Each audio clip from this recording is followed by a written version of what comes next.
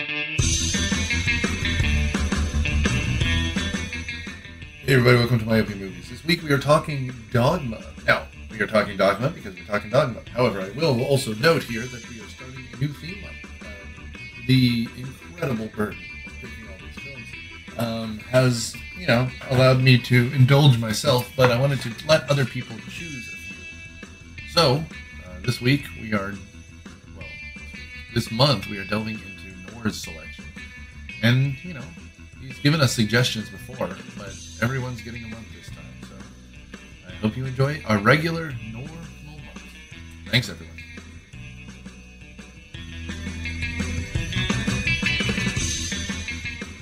Welcome to My Opium Movies. Again, this is not Nick. This is Nick's third black friend, Noor.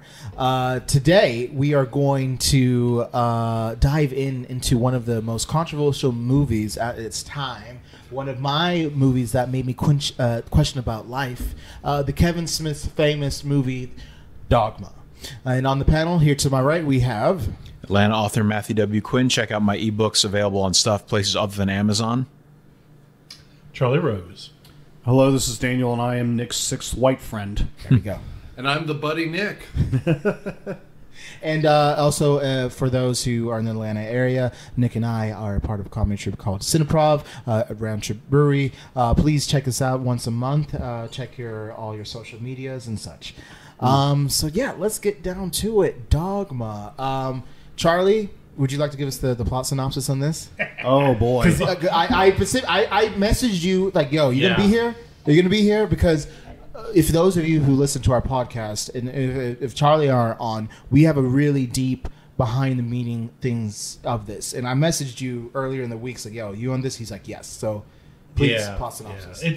It's also like the most Gen X movie ever. More than what, Swingers and okay. baby. Those are as well, but this is definitely like strikes at the heart of like Gen X of what they're about. So We got Hunter S. Thompson. We're at the heart of Gen X. oh boy. Essentially, it comes down to this: Dogma is a movie about two angels who have been exiled from heaven but were not fallen. Right. Okay? So they were still angels who are going to get back into heaven by utilizing a Catholic loophole,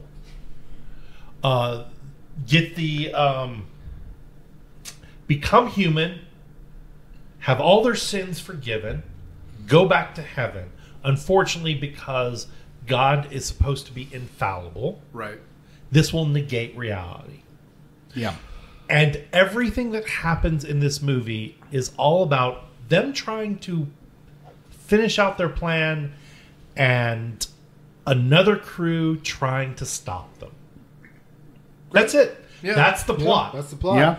It's partially a road movie. Yeah. It's a buddy movie. It's a buddy movie. It's a buddy cry. It's right. It's a Martin Scorsese reflection on religion. Yeah. It was, by today's standards, it's not very controversial, but oh my gosh, in 1997, this was controversial. So it's probably not as controversial because you can't really see it now except through cable and the occasional unauthorized YouTube upload. So it's kind of disappeared a little bit. I know the Blu-ray is one of the most sought after physical media things that are out there right now, and Nick is excited because he's got a copy. It's funny because I had a standard DVD that we all had. It was it wasn't the Criterion one, it was the one that was just the Weinstein production one.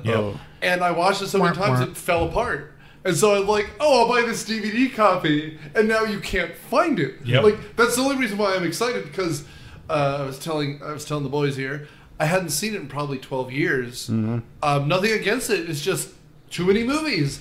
And so I cracked out this beautiful Blu-ray, and I was like, I love this film. How much fun is this? The second that George Carlin shows up and he's like, this dour image of our Lord is a real downer. And I'm just like, I'm back in 2000. Spoiler alert, this is a great movie. This is fun. And so the reason why I picked it is because, like I said, if you listen to our previous episode, The Adventures of Pluto Nash, this is a movie that made me question things. You know, not necessarily question things, but to be fair, Pluto Nash also made me it question. made me question so many. The meaning of life, number one. But more importantly, like Pluto Nash made me wonder: does God truly care about us? He's forgotten us. God is dead, and we are watching Pluto Nash. But like, so there's something that I've realized in my studies of life, if you will. Because, for example, I'm Muslim, and you know what? I love that Outcast lyric about the study of life. The study of life, and I went to primarily, so I didn't go to a quote unquote Christian school. I went to a private school that had Bible studies, and you know the only reason why we went to these schools is because our parents didn't want us to go to the local public schools. And then when I got kicked out of the school because I was too smart, whatever. That's what Mom said. I went to a Baptist school for 2 years, and we would have Wednesday chapel. Right, we would talk about, and I learned everything about the Old Testament, about the Old Testament, the stories and things like that. A lot of, you know what I mean. And then I remember watching this movie in 6th grade with a bunch of friends, and no spoilers at the end. And I'm like, wait, hold up, what? And it got me. It just broadened my mind, and it opened so many conversations because it allowed. That's my thing. It's like I'm never going to criticize anyone based off religion, but I want to learn more. And this movie has allowed me to know more things. They're just blue glasses. Well, just to know more about other religions, and like the stories that they mention in this film are like kind of like Forrest Gumping in a way. You know what I mean? Like it's true, but it's not true, but it could be true. Well, you're very enthusiastic, Nora, which is good. I mean, it's also just a stoner comedy. Very much so. Well, hold up. Thank you. That's why Charlie's here. You here. are underselling this. That's why Charlie's here. Yes, it is a stoner comedy, but it's one that makes you think. Because the choices they make the last descendant of Christ be a doctor She works in an abortion clinic. She works in an abortion clinic. Yeah. Okay. And she's a woman. Exactly. And she's fallen out of faith with the Catholic Church. She doesn't understand what appeal it has anymore or why it should be relevant to her. And it's great at causing people to question. And in the 90s, you didn't question God. Yeah. And again, this is not a theology discussion, but this is a man who's, not you, but Kevin Smith is a dude who's read his Joseph Campbell, who really gets into this idea that actually originally there was two gods in this. Yahweh, as the Canaanite god, was the man, he was the warrior, and there was a woman god, and the Jewish religion turned her into the abomination. And they struck her down, and so he's reaching out to women first. And at the time, there's a translation of the Gospel of Peter, which actually said Mary Magdalene was the chosen person, and that Peter held her back. And so they're having fun with this. To me, what's interesting is this not the theology. It's that Kevin Smith clearly grew up as a frustrated Gen X Catholic. And so he was the kid who went to the library. I love that punk band, Frustrated Gen X Catholic. They've got their debut album. Their debut album, Baptism, was great. But he clearly was the kid who went to that like area that was like Catholic books, but the ones that are like the lost books of the Bible. Like, he wanted to learn the apocryphal things. Because he ties it together very much with, well, the book, it's called Dogma, right? Well, the religious teaching. What is, for those who don't know, what is the definition of dogma? Dogma, something that is dogmatic, is true to the faith. So it's having fun. Like, it's as though he found a loophole by following the rules. Dogma is the set of beliefs that outline lines of the religion. Right. So, yeah. And so what was the controversy of this movie when it came out? You mean the fact that the hero is euthanasia at the end? You mean the fact that the Virgin Mary isn't a virgin? No, well, at the end. At the end. The miracle of virginity is still there. It's the subtle pieces. Yeah. Okay. So first of all, it's the protagonist is the last descendant of Christ, and it's a woman, and she works at an abortion clinic. Okay, and you have just going on that God is a woman. Yeah. Okay. God likes to take time out to play skee ball. Like, they approach this not as a silly movie, but actually a movie with deep meaning, with silly aspects. And that threatens Christianity. Well, I mean, also just some of the basic stuff about the tenets of Catholicism, like the whole Buddy Christ thing, because the crucifix looks too dour.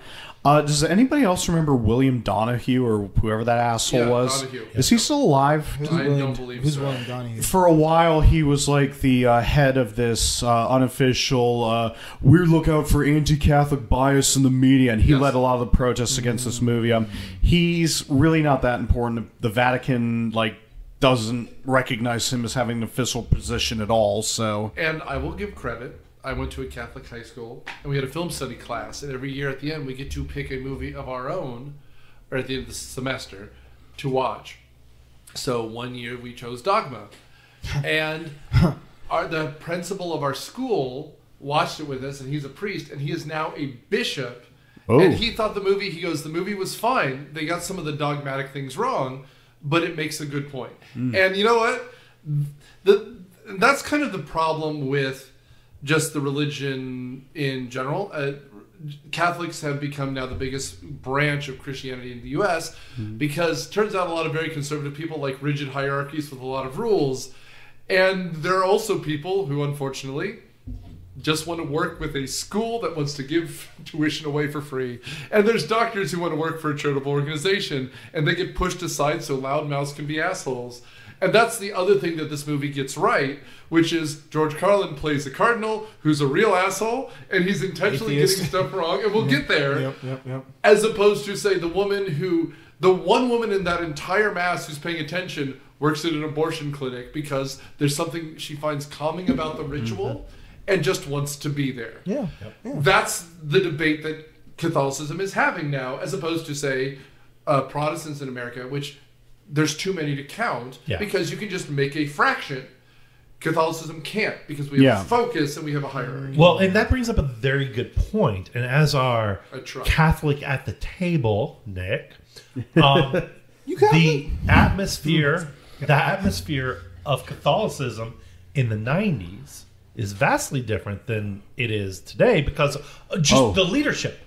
The Pope. Yeah. And plus, in the 90s, Sinead O'Connor tried to cancel Pope John Paul II, and her career was ended in the U.S., basically. The famous SNL tearing the SNL tearing up his photo. And then 13 years later, it sounds like she was right all along. Well, no, first of all, 100%. She was right. And especially up in Boston and that kind of thing. The movie Spotlight. Spotlight. First of all, it's a fine movie. I find it very dry, but it's good. It's right. The really great movie about that whole quote-unquote incident. No, it's Doubt. Doubt is excellent.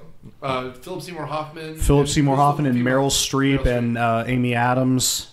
But what I was going to add to it is the 90s is the exact right moment because that's John Paul II. He's kind of groovy. Everyone likes him. He's cool. He skied. He was shot at by an assassin. He survived. Wait, what? Yes. The Pope? A Muslim assassin shot him. Oh, bad and then he forgave the guy and asked for him to be pardoned. And that's why he has the Pope mobile now because the dude shot him. Okay. But John Paul II was this young dude, and so didn't it turn out that guy was like a Turkish assassin who was paid by the Soviet Union? That's what I think it was because he was a Pole. John Paul is a Pole. Yeah. Well, and we can. He was the first one to give a mass in a communist country, and he did it in 4 of them. But the end of the day, I'd rather give him credit than Margaret Thatcher.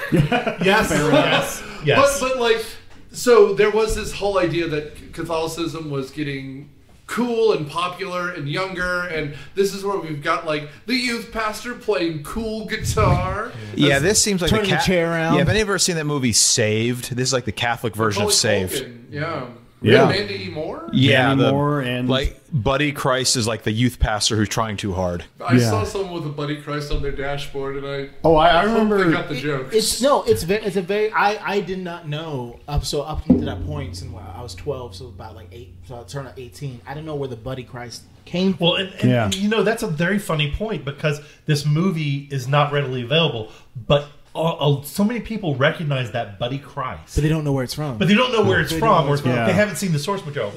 But yeah, no, the 90s were very different. You got the Pope John Paul II, and it's really, I mean, it was conservative, but it was sort of trying to break free of the conservatism, but it was still very conservative.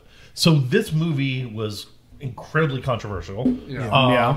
But amazingly funny. Everyone loved it. Talk about the cast. Talk about the cast. Okay, well, let's talk about the cast. The cast is actually... So, as the two angels who are trying to mess things up, that's Ben Affleck and Matt Damon, and they were young and hot. They looked amazing. They looked great in this. I forgot they were that young. They had that wine. Yeah, I'm used to seeing old. I'm used to seeing older, drunker, cigarette smokinger Ben Affleck, and he's real young in this one. Yeah, exactly. Well, because one of his first big movies was Mallrats, so Kevin Smith is an old friend of Ben Affleck, and I'm not sure how he knows Matt Damon, because I think just Matt Damon was one of Ben Affleck's friends. They're buddies. They're buddies from Boston. Yeah. He probably said, hey, how about I bring my buddy by? Yeah, he's cool. He had cockies. He's pretty cool. He's pretty wicked smart. My favorite joke of all of them, and this is not in this movie, but is eventually, I think it's Jay and Silent Bob Strike Back. They're going to stop them because they're making a Blunt Man and Chronic movie. And they're going to make it, fuck, they're not going to hire us. They're going to make it some pretty boys like Ben Affleck and Matt Damon. Yes. And then Mark Hamill was in the movie. Is the villain. Yeah. Well, they were still in that, though. Wasn't it like Gus Van Sant directing Good Will Hunting 2? Yeah. It's like, I forget what the subtitle was, but it's the same scene where they're doing the Boston accent, and they just pull out shotguns and blow everyone away. The fact that, and again, I will say Clerks is a masterpiece. It is. Absolutely. Of do-it-yourself filmmaking, yes, it's one of the best. And it's something that had not been done before. Jay and Silent Bob are characters that have never existed on screen before, and people have ripped it off and never gotten it right, and I love them for it. Yep. But Dogma is just like, I made a weird indie film, I made a stupid teen comedy with Mallrats, and now I'm going to take on the Catholic Church, and that is bold. That is absolutely bold. But yeah, no, I mean, so those are the two headliners because they had just broken out and started getting popular. You've got Linda Fiorentino as Bethany. Who was just in Men in Black. Yeah, she was just in Men in Black, and she was playing. And Bethany is the last scion. We find out later. Yeah. You've got Chris Rock. Well, but you find that later. Yeah. Well, you've got George Carlin as the Cardinal Glick, and he is in rare form. He is amazing. So good. Yeah. He is on a roll. There's not a bad scene. He is chewing through the scenery. He is doing a fantastic job. Gold. Absolute gold. 100%. You've got, let's see, Janine Garofalo, the Gen X queen. I honestly blanked on her name when I was rewatching this movie because she hasn't really shown up in anything in a while. But shut your millennial mouth. No. You don't deserve to have her name in your mouth. You watch Mystery Man? Fantastic. That was back in 1999, That's though. true. I mean, in the past few years. No, but she's good in this. She's actually, but that's what she's makes all it a Gen in X. all of one or two scenes, which is a shame. You've got skateboarding star Jason Lee Yeah. playing the demon Azrael. Scientology's own. I believe he has subsequently quit the church. So Oh, that's good. Also, speaking of 20 years ago, My Name is Earl is a phenomenal show. Oh, it's I love it. hilarious. I loved it the he first was season. a skateboarder? Oh yeah, Yeah. back in the early '90s. Yeah. Yeah. Because like my recollection of him is just My Name is Earl, and It was one of those weird things like Jason Lee, but he's that skateboarder. Right. Why would anyone care about him? And he turned out to be he's a pretty good actor. a funny actor. Yeah, if Dogma was the first thing I watched and anything else, he holds up. He really does hold Well, up. because he was also in Mallrats. Right, Mallrats too. Yeah, Mallrats was his first one, right? Yes, it is. Yeah. You've got Alan Rickman, who's playing Metatron, the voice of God. I'm a seraphim, the highest choir of angels. Who? You do know what an angel is, right? Yeah. You've got Jay and Silent Bob, Kevin Smith, and Jason Mewes. Yep. And Chris Rock is playing Rufus, the 13th disciple, who was left out of the Bible because he was black. Makes sense. Jesus' black friend. I mean, blame that on the King James version. Yeah, and that's fair. Salma Hayek was Serendipity, a muse. Which is amusing. But I see what she apparently did there. she left. She was doing the Tarantino film. The one with the vampires. Till Dusk Till Dawn. From Dusk Till Dawn? That's why Previous she's not episode. in it as much. Previous okay. episode. She was a more substantial role, but they called her away. It was in the same way that... Well, this got released 3 years after From Dusk Till Dawn. Because From Dusk Till Dawn had a lot of reshoots and issues while filming. Favorite George Clooney movie, by the way. It's the same way that Samuel L. Jackson was doing the movie Sphere while he was doing Jackie Brown on the weekends. Okay. Okay, and then the final two actors that are notable, that need to be mentioned, are the two actors who portrayed God. First was Old Man Bud Cort. Yeah. And second is Alanis Morissette. You know, going back Beautiful. real quick, in terms of Salma Hayek being called away, The Wild Wild West came out the same year as this. Oh, maybe it was Wild Wild West. Maybe that's what Previous yeah. episode as well. Yeah. Daniel, you shared with me an interesting fact about the first guy who played God in the opening scene. Oh, so I didn't know who he was. Yeah, Bud Cort. He was Harold and Maude. So if you're like a big cult movie fan or 70s cinema fan, you've definitely heard of it. Which, again, speaking of Gen X, this is a very Gen X director thing, which is find directors that, you know, haven't done things in a while. As you alluded to when we were talking Pluto Nash, it's the Pam Grier being Jackie Brown thing. It's just, you grow up with 70s cinema, 77, you just find those people who aren't acting anymore. And Bud Cort's a great example. Yeah, I mean, Tarantino is the master of doing that, and I'm surprised he hasn't tried to bring Bud Cort back. Is he alive? Maybe it was a fight to the death. Maybe Kevin Smith won. They had a schnoogans on. So, Oh boy. So the movie starts. Yeah, I was going to say. Let's do this up at the airport. Let's be clear. And Daniel reminded me of this, which I had forgotten. If you had the special edition DVD, the movie actually starts with an old church lady yelling at you for watching the movie. Remember, Yes, God is remember. watching. Because there was like a kind of disclaimer at the beginning of the movie. Yeah, and the disclaimer is the one I had. Yeah. But they're on the Jersey Shore, and we have a man, little old guy, Bud Cort, standing in front of a sign that says skee ball, where the hockey players from hell, as Robin would say from Batman and Robin. Fuck off, I was about to make that joke. Show up. They're the hockey players from hell! Show up, and they club the old man into unconsciousness. Are they Very supposed to important. symbolize the three horsemen? Well, There's there's four four horsemen. So One right. was in the can. No, but- they're just These are They're just some. they're goons. demons, I think. Three lesser demons. Okay, I gotcha. And to be fair, Because I heard like the fly reference when they show up. Like, They what is- do. What is that reference to? Beelzebub, Lord of the Flies. the Lord of the Flies. Oh, okay. Beelzebub. All right, no. I will also just say, Common trope to like have flies represent the devil. Right. and if I may, Okay. it's also a Kevin Smith reference because what he wanted to do on his day off was play hockey. So they play hockey on the roof in Clerks, and so we have 3 hockey players show up in this movie. Also, on one of his podcasts, he like had a script about like the history of the this big Olympian game in Canada, Yeah.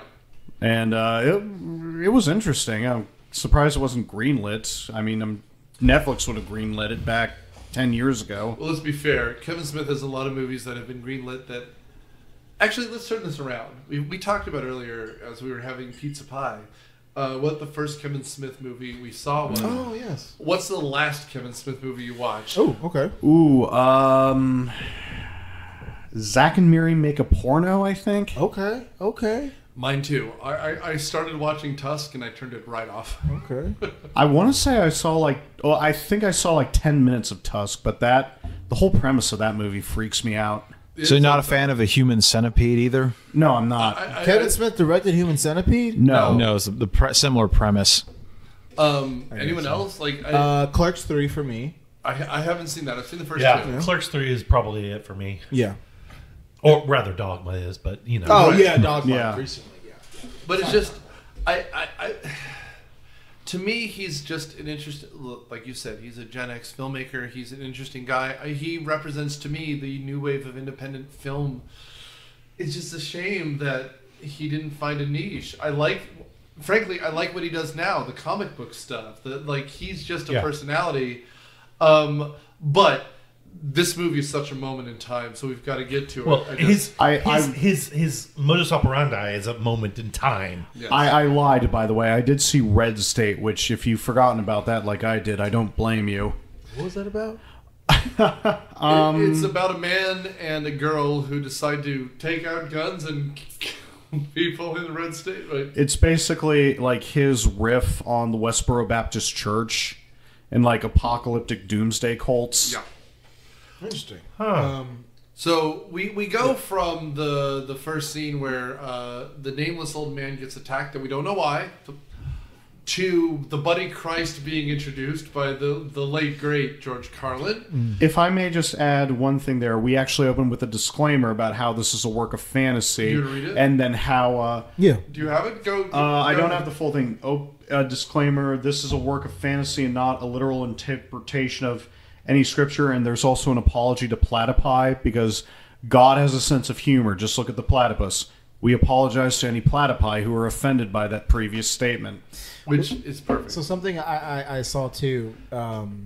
So whilst in the premiere, there was a protest for the movie. Sure. And the interviewers, whatever the news channel, whatever that was covering them, they interviewed Kevin Smith thinking he was a protester, and no one knew who Kevin Smith was. Of course so he not. thought that he was a protester too. And like I don't know what comments he made, but that to me just shows like they're protesting a movie, but they don't know who was making it. You know what I mean? They're just protesting I'm just saying protest, you protest, but like in some cases, you got to know who the face of the movie is. Well, Kevin Smith actually, as a joke, showed up to a few protests in character as a protester. Yeah.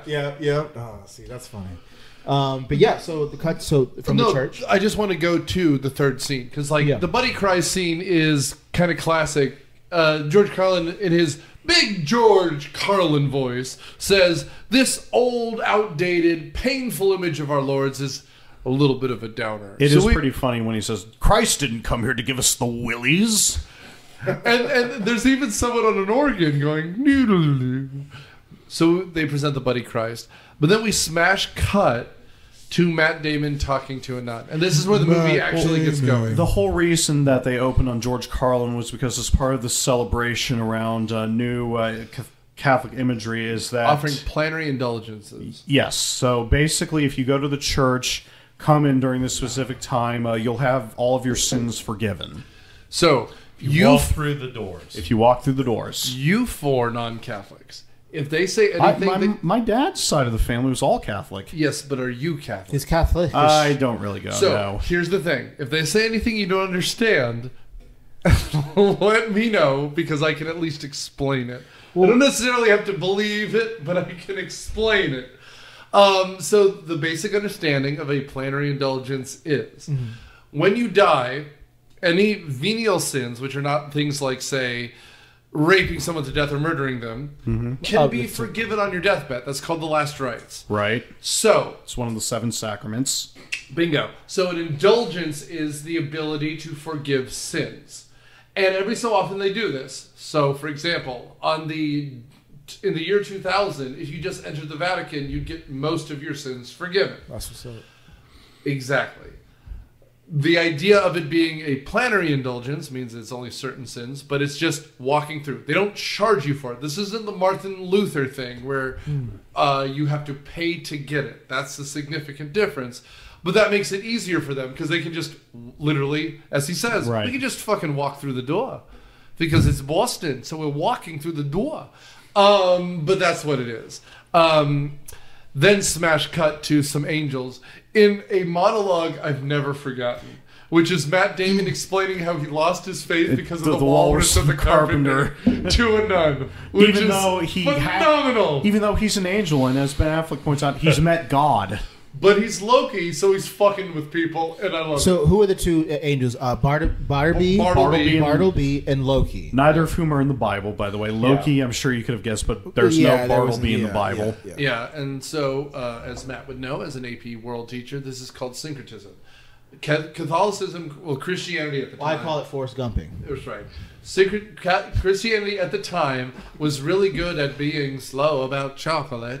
No, it was really good at taking the religions around them and absorbing them and actually saying, well, this is actually the Virgin Mary. So Our Lady of Guadalupe is an Aztec image that they then put in blue and say, guess what? It's now the Virgin Mary.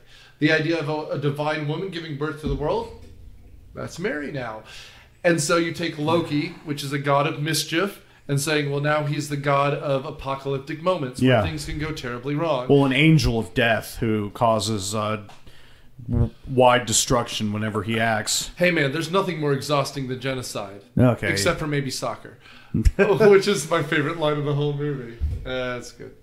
But they're in here explaining how the walrus and the carpenter is actually a metaphor for religion.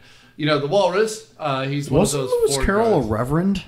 And he was an Anglican reverend? He was. And and this is him having fun. He's having fun. He's Matt Damon. He's having fun. There's no Dunkin' Donuts here. That Super Bowl commercial was atrocious. But it was memorable, which ultimately is what you're expecting. Yeah. Well, when you make a meme of yourself by being sad drinking coffee like Ben Affleck did, you're fine. He took it back. So they had the conversation, and then right after, they discovered this loophole that was implanted by him by some random source, and we'll find out who was that from. Yeah, we don't know yet. Yeah. Where we go? We smash cut back to the church where we meet. This is where we meet Bethany, who's Linda Fiorentino's character. So, and for those of us that I'm asking this general to the group here, that sense, and I myself sometimes I go and I pray and I feel like I love that routine. Like, do you guys understand what she's going through? Just trying to go that routine. Do you guys go to church on Sundays just because it's a routine, or do you go to mass when it's Christmas or Easter and things like that? I will say I know a lot of Catholics who go to church occasionally because they like the ritual and the rhythm. There is something comforting about ritual and rhythm and predictability, and just if I may do a Larry the Cable Guy, here's a lot of kneeling, a lot of sitting, a little standing, a little kneeling, take a shot and you're out the door. Oh, wow. Wow. But there is something about the ritual that is comforting. And for me these days, I'm more about the idea of religion, the message of the movie.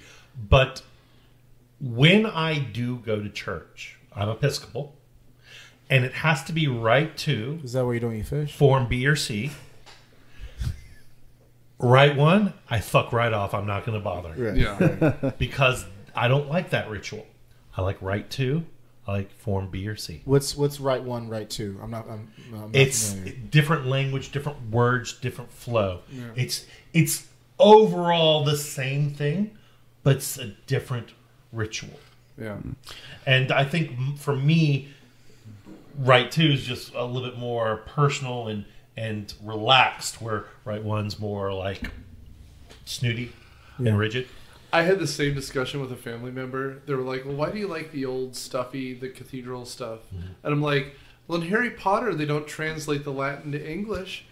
They don't go, hey, get over here. No, it's Expelliarmus, right? Like, there's something pleasant about the fact that it's 2,000 years old, and you feel the weight. Perhaps. I mean, every time I go to like a really big high church that like swings incense and like has chanting and all that, I'm like, not for me. But on the other end of that spectrum, if they're sitting on the floor playing guitars, no way. Oh, God. No, thank you. Something funny that happened to me. Put some damn shoes on, you hippie freaks. Something that happened to me. I went to a wedding. I went to an African Catholic wedding, and they had mass for the ceremony, right? Ethiopian Catholic? It lasted 2 hours. Liberian. It lasted 2 hours. It left you depressed. No, I was moved. Like I said, for 2 years I went to a Baptist school. Yeah. I went to chapel every Wednesday.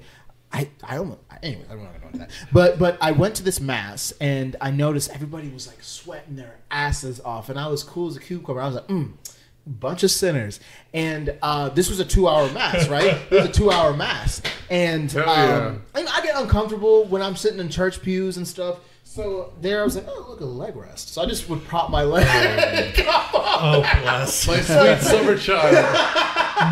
And I'm just chilling, and then they're like, and now we pray, and all of a sudden, like, the leg rest, what goes down? It's like, oh, you kneel on this, and so and it's the most painful thing imaginable. Is it?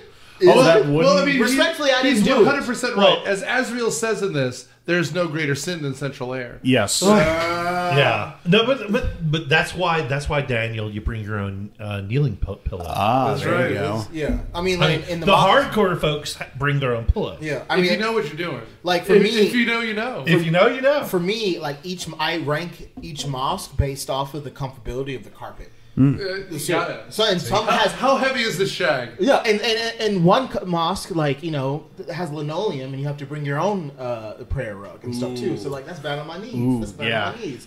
You know, and sometimes, like, for instance, this Friday, the mosque was just the last Friday before. Couldn't God have recommended a massage chair or something? I don't think The word of the Lord. I don't think they had massage chairs in Saudi Arabia back in the day. All right, fair enough. But no, if you are disabled, obviously you get a chair. What did Right. Muhammad decree about insoles? Because that's necessary. Was Muhammad gelling like a felon? Man, I can't listen. Y'all go on territory I can't joke about right now. I will say. We'll talk about Catholicism, but not about it. I will say. I was doing a world religions class, and we went to go pray at a mosque just outside Cincinnati, and they had the most luscious pile on the carpet. Right? And I was just like, dude, I can do this. It's like, I am there. The foot bath had lotion. I was so right? good. The baths, they were nice. They were so nice. So nice. Christ on a cracker. Little John became Muslim, and I just want to hear him just say the Hizan. Is that why he no longer goes by Little John?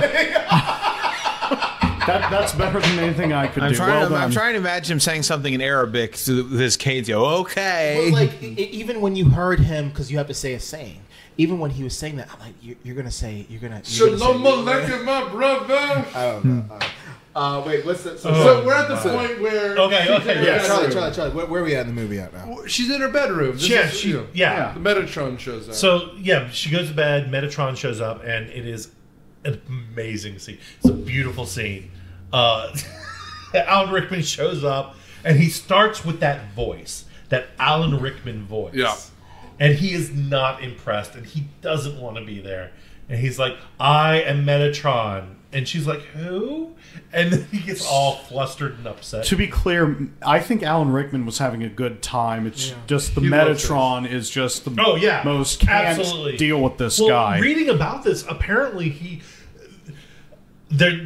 one of the little snippets is basically Kevin Smith taking Jason Mewes aside and said, look, you know, Alan Rickman's going to be here. You need to, like, bring your A game. You need to not screw up. So, like, you know, Jason Mewes, like, memorized the entire script, made sure that he was on point. And then Alan Rickman went around being, like, the class clown. Of course he did. Of course. And everything. Like, apparently, like, the whole thing with the maracas. Yeah. He went around shaking them, like, for the rest of the day, driving everyone nuts. So let me ask you this: the Metatron. Metatron. So, sorry. Oh my God, I'm sorry. But like, so in the biblical terms, so was a burning bush a Metatron? That's what they say in the movie. Yeah. Okay. So And the Metatron, he's part of the choir of angels. So I think the implication Where is exactly is Metatron listed? Is that in the Apocrypha? No, it's in the Book of Enoch, which, as an Ethiopian, you would know because it's an Ethiopian Christian church. Yeah. So at the top so there's God at the top, and then there's the seraphim and then the cherubs, and then beneath it. But it's all apocrypha to the Christians. Yeah. But it's because everyone else believes it in the area that it all gets absorbed. Even the idea that Lucifer is cast down is actually a Persian myth that gets absorbed. And so the idea that there's a voice of God, well, it makes sense because in that religion beforehand, God is just kind of the universe, so someone has to speak for him. And here it's an Englishman, because of course it's an Englishman, because if there's someone who you need to talk to, it's an Englishman. Yes, exactly.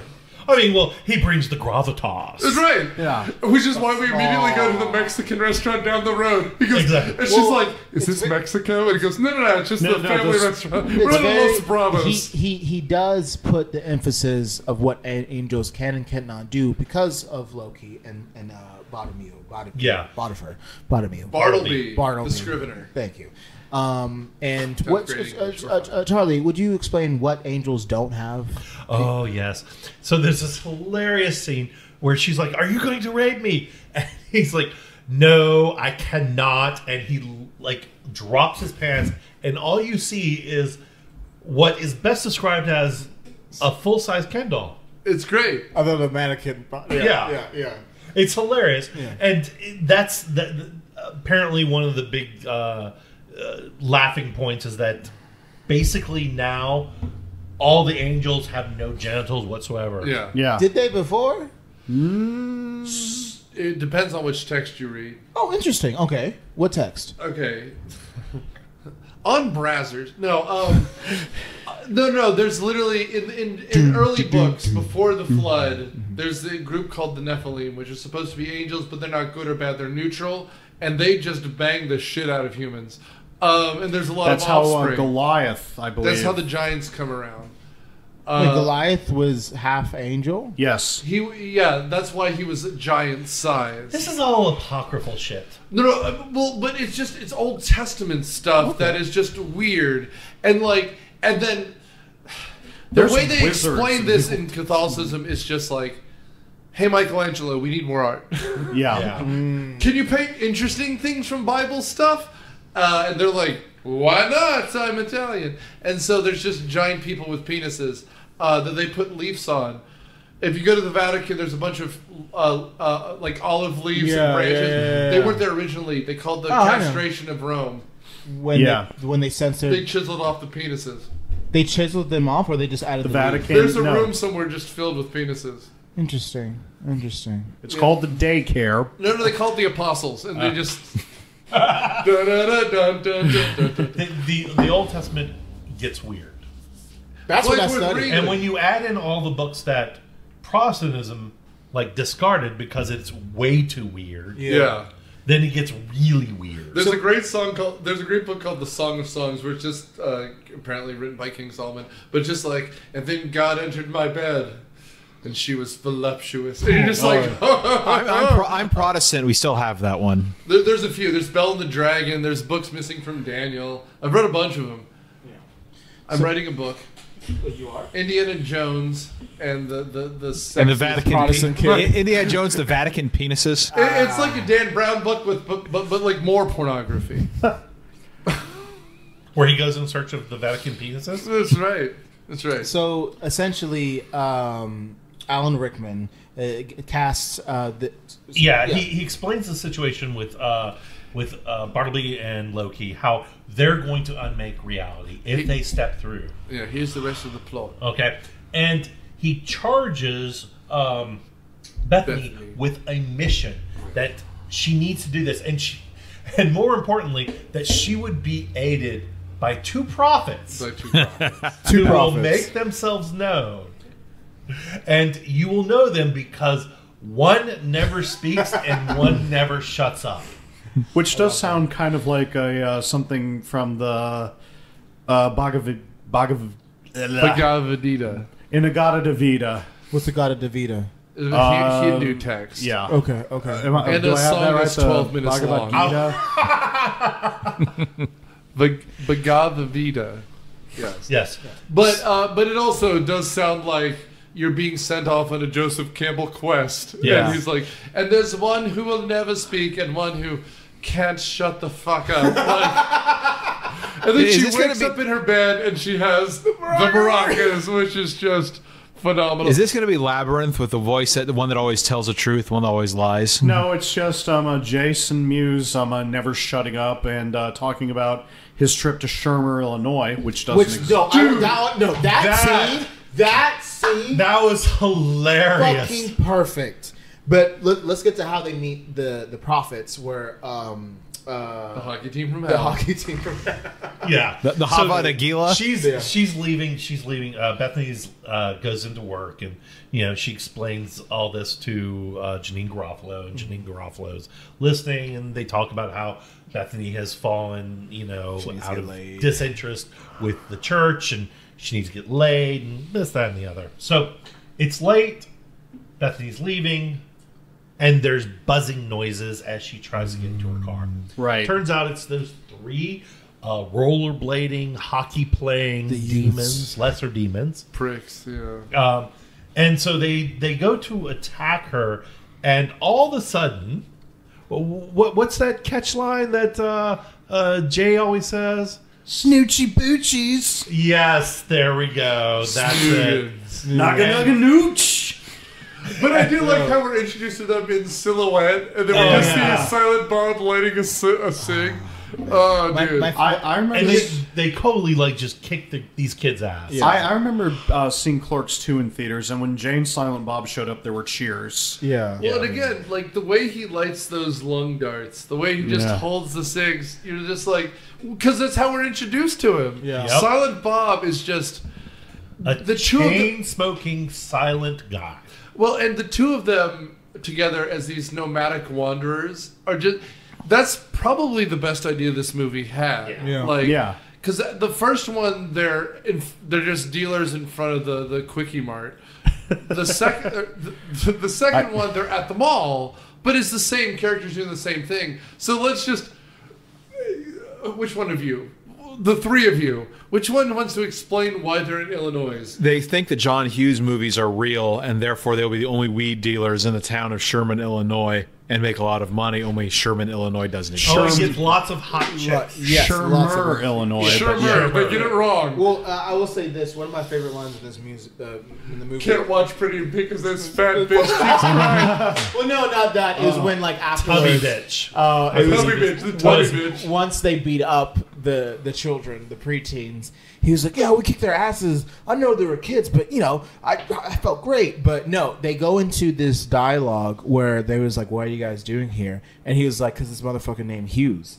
And they're like, "John Hughes?" And then they just go off a monologue where in the listing John Hughes movies No, and see what not they do. they. No. Jason Mewes talk. Silent Bob is like, And that's the best part about this is that, and this is the charm of this comedy duo. Yeah. Is that while Jason Mewes is going off and just rambling 100 miles an hour, Silent Bob Kevin Smith is sitting there. His face keeps changing. His hands are moving. He is playing along and acting and contributing to the conversation without words. It's just beautiful. it's the silent actor. Buster Keaton. No. Charlie Chaplin. It's a Charlie Chaplin effect. You know what I'm Yeah. saying? And here's the funny part. Kevin James probably told everything to Jay. Jason Kevin Mewes. James. Kevin James. Shame on you. Not Alarm Ball Cop. Shame on you. There's no Wrong king of fat these. guy. We're Wrong gonna fat guy. follow you around to the bell. Shame. Shame. Shame. Silent Bob is the one who wrote this dialect. And Yeah. Jay is just nailing it perfectly. And to a sense, I appreciate it because that's how I interpret movies too. Turns out there is no Shermer's, Illinois. Yeah. It turns out. Yeah. there should be more. And so that's what they finally get to. And Bethany is like, I don't want anything to do with these guys because basically, Jay keeps saying, "Can we have sex? Can we have sex?" Now that we saved you, The can we have entire sex?" time, even though The entire time, they heavily implied Jay is secretly gay. yeah. And so she's like having none of it. She wants to go, and then he makes a comment about how they're prophets. They can We make wanted a to make a profit. profit. They We by wanted to beating make a up kids, profit. yes. And she was like, "Oh no." Yeah. And she's like, "Where are you going?" And they're like, "New Jersey." And she's like, "Oh crap. I think I have to go to New Jersey with you." And they're like, "Yes, sex." They wreck a car, and I mean, it was in Jay and Silent Bob Strike Back that George Carlin had to explain to us what the rules of the road were, so they might have been onto something. Well, no, I remember they're driving. They're going at least 90, 100 miles an hour. And there's like, first what gear. gear are you First in? gear. What's gear? And then cut to on the side of the road with the smoke coming out. I can't drive stick, but even I know that is the stupidest idea The thing ever. is, like, I don't know how to drive. That just, oh god, that movie. Like, to me, they're the best part of the movie. And not long afterward is when we meet Rufus. Right. Well, in between this is when Loki shoots that guy on the bus, which we didn't mention this scene where he's buying Desert Eagle in the gun store. And that's actually a good point. You know, the first 2/3 of the movie is actually 2 road trips. Yeah. Well, and the only other scene we didn't, I guess, mention, but we should, somewhere along the line here is where we meet Azazel. What do they call him? Azrael. That was the scene with the AC that you were But talking about. I mentioned it earlier, but it happens before this. Yeah. Where he shows up at the house of one of the skater dudes. He murders the mom. And this is where we get how, like, the base of operations, which is a suburban cul-de-sac, which is great because we now have cathedrals, we have the whole range of America. We're all sinners, right? It's a very Baptist view of America. I just wanted to point out that the guy running the gun store was Randall from Clerks. And yes. And Dante is the news reporter we keep cutting back to. His name is even Grant Hicks, the character's name. Yes. So that's a very good point. You know, Bartleby and Loki are making their way across the country because they've been spending all their time in Wisconsin, I believe. And mind you, With this a cursed for all eternity. But this, Worse is, than this hell. is a pre-9/11 movie, so they were hanging out with were they at the bus stop or in the airport? That was the best part. They were hanging out in the airport, and they were able to sit there and they just watch people come in. Yeah, before 9/11, when America was a free country. You could walk people to the gates. Okay, yes, you could walk people to the gates, and you could wait at the gate for your person. Yeah. And it's still crowded nowadays when you can't do that too. But basically, they decided that they're going to make their way, of course, to New Jersey to do this, but they have time. They've got some spare time. So along the way, they want to make sinners pay. Yeah, Including those who made the false golden calf idol. And that's the best thing. scene. Yeah, and Loki picks the perfect target. He wants to go after the movie corporation. Right. Yeah. Well, wait. Just for a second. Not Disney. Well, just for a second, we should mention they kill the guy. He goes, "Are you having like? Is that woman your wife? Are you married?" And he goes, "I'm married. This is not my wife."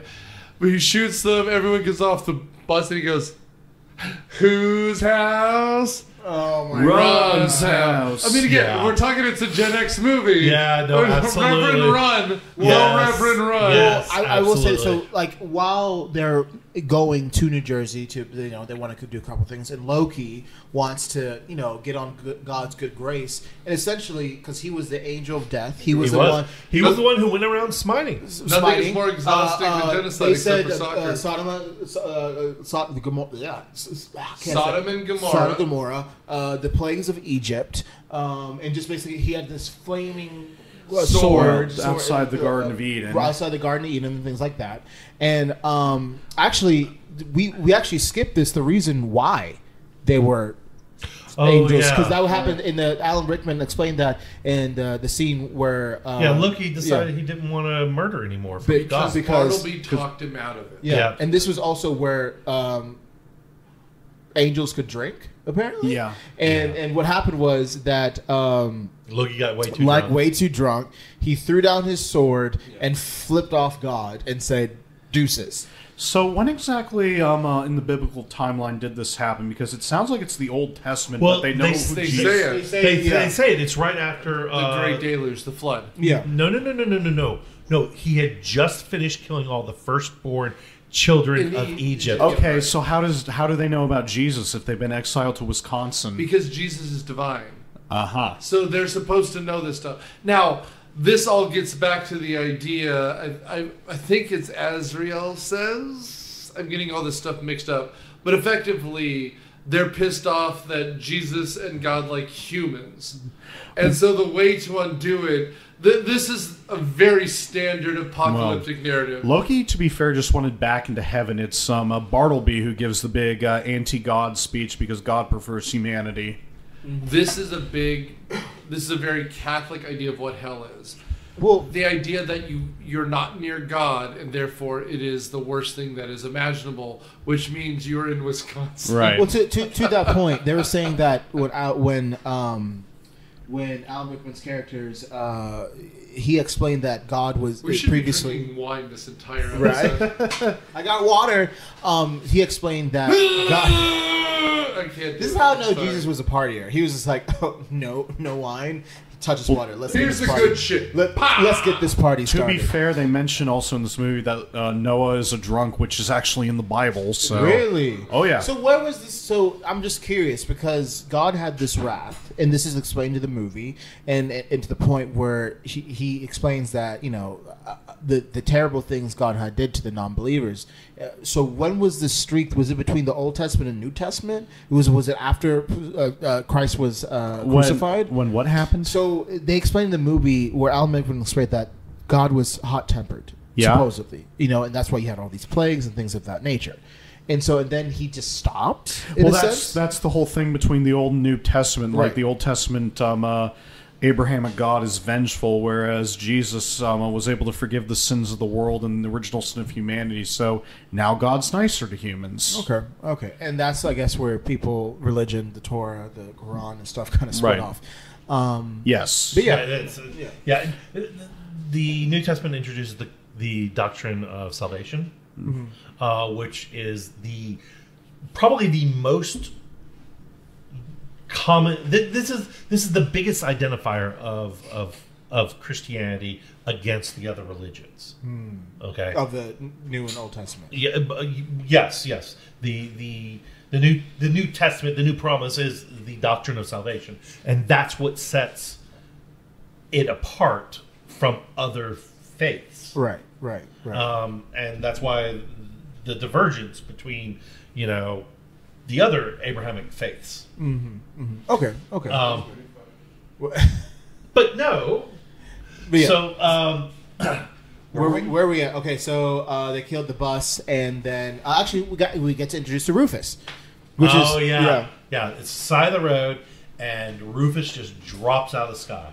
Why did he drop out of the sky? I forget. Well, he come from heaven. There's an answer. He goes, the answer isn't going to fall out of the sky. And then Rufus falls out of the And then Rufus sky. falls Big out. titted naked women aren't going to fall out of the sky. Yeah, because- that was classic. Because the Metatron sent him from heaven to assist Jay, Silent Bob, and Bethany on their journey. So actually, there's a movie called The 13th Apostle. It's a recent movie. It has Lakeith Stanfield. For those of you who don't know, he was in Atlanta, Judas and the Black Messiah. I remember hearing about this. Yeah, and watching that movie just instantly reminded me of Rufus Okay. because he was the 12th. Was it? So Jesus had how many? 12. 12 disciples, but this is where it gets frustrating. Is that everyone talks about how the Last Supper had 13 people. In it, Yes. and that was unlucky because Jesus was also there.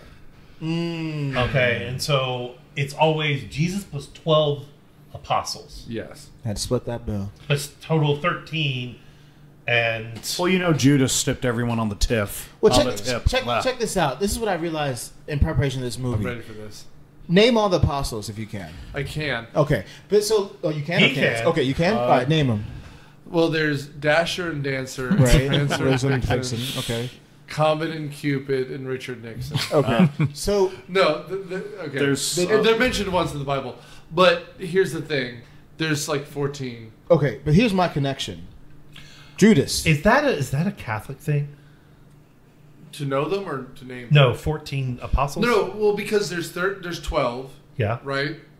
And then Judas commits suicide, and they replace him with Matthias. Oh, When is- okay, when is hold it- on. Oh, yes. And then Post- Paul shows up. Okay, you're right. Post the Last Supper, yes. And Wait, Judas it's kills 12 because In the Bible, yes. Because in of the all guilt? but the Gospel of Judas. What? Because of the guilt? Because he turned in his buddy. Lord. Yeah. Well, yeah. I mean, duh. but- He turned in Jesus for 30 pieces It's a of Persian silver. story. So my funny thing is that I don't know all the his homies, but Judas and Jesus sound similar. Peter. They both Peter. Okay, No, okay, I'm gonna Judas. give you- I'm gonna Jesus. brother. I'm Sorry, going to give Judas. you a very strong recommendation to Okay. understand it all. Please. Jesus Christ Superstar.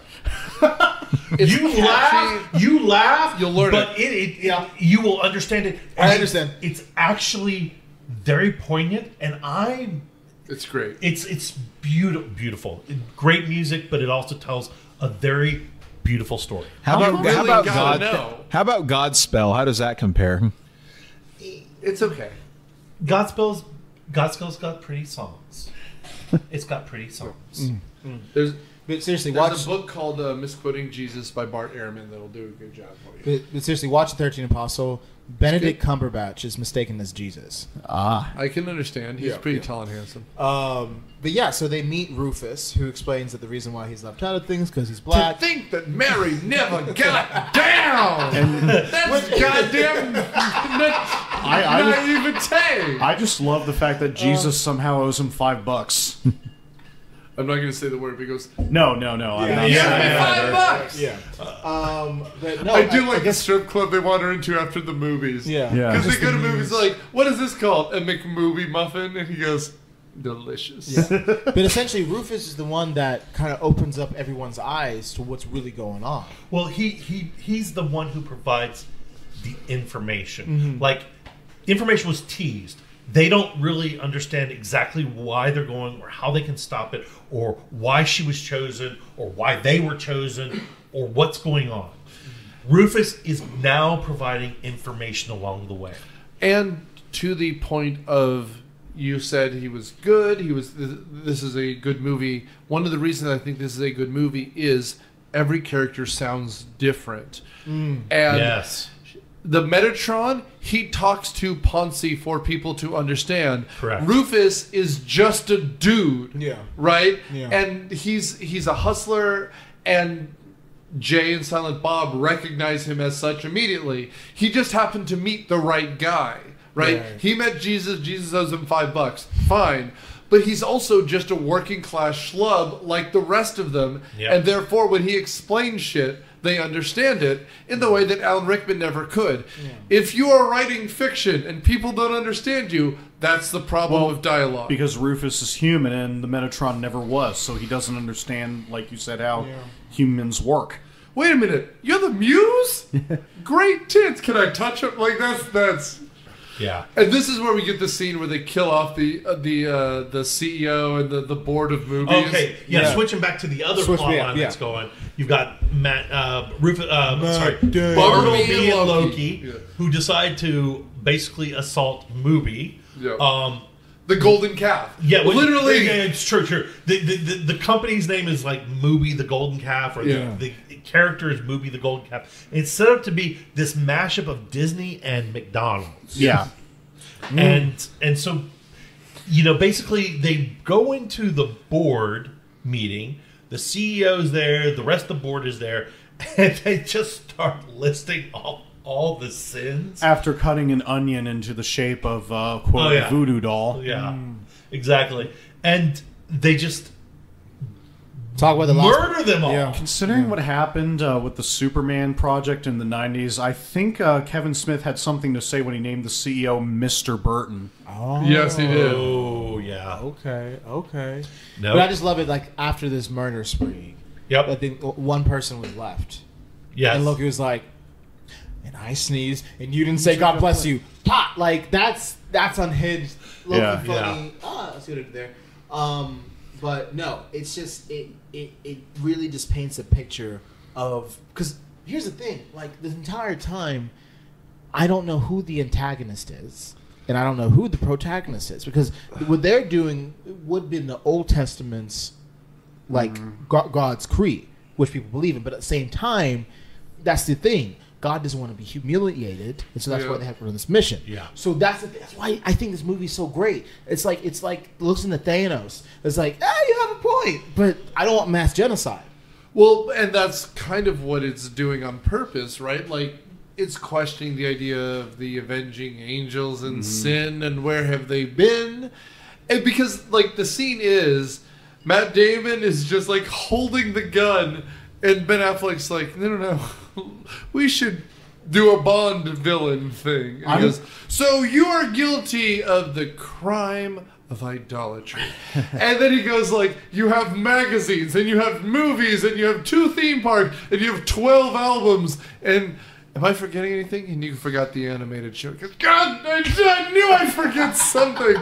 But do you think that's them really low-key, like, riffing on how they hate the industry as well? Because I feel like there was a lot, because thinking of Matt Damon, who he is, and Ben Affleck now, and for them to they probably watch this scene once a week, because they really emphasize in how much they do hate the industry and things like that. You know what I mean? Like the fast food industry or Hollywood? Hollywood. You don't think Ben Affleck has a room with Batman figures that he just shoots at occasionally? I could have been this guy and this guy. Well, honestly, if you think about it, like if you go between the Tim Burton to the Joel Schumacher. How am I gonna say it wrong twice? Batman's. You know what I mean? Like one, because it was McDonald's. It was this commercial thing. I'm certain that when this was written, Kevin Smith probably sat down with some of his friends and went through the CEOs and said, "This is who this is. This is who this is," and put crimes that were relevant to probably famous Hollywood producers and directors. And you know, and you know where I'm going with that. I know exactly. Thank God the Weinsteins are completely innocent. Because exactly. There's a story where there was a screening of Dogma, and Harvey Weinstein was like, "Bro, this movie's not funny," and I'm pretty sure he left after that scene. Probably, yeah. The man is rotting in prison, and he will not release the rights. That's why there's no 4K version. Someone has a personal grudge against this movie, and I'm wondering why. His name is Smarvy Steinstein. No, his inmates number 1, 2, 3, 7, 8, 9, 12. He's currently locked up. In I would know the one from Les Mis. Okay. So, way pisserable. Yeah. So I didn't want to make him heroic. 24601. So basically, they just lay waste to the board of directors. Except for this one woman. Except for this one woman. And you are without sin, but you didn't say God bless you. Which was a little funny. Which is funny. I mean, but it also really goes to show the black and white nature of the Old Testament. You know, context did not matter. Yeah. You know, so I think that was a great play. I think that very smartly written. Well, it furthers the plot.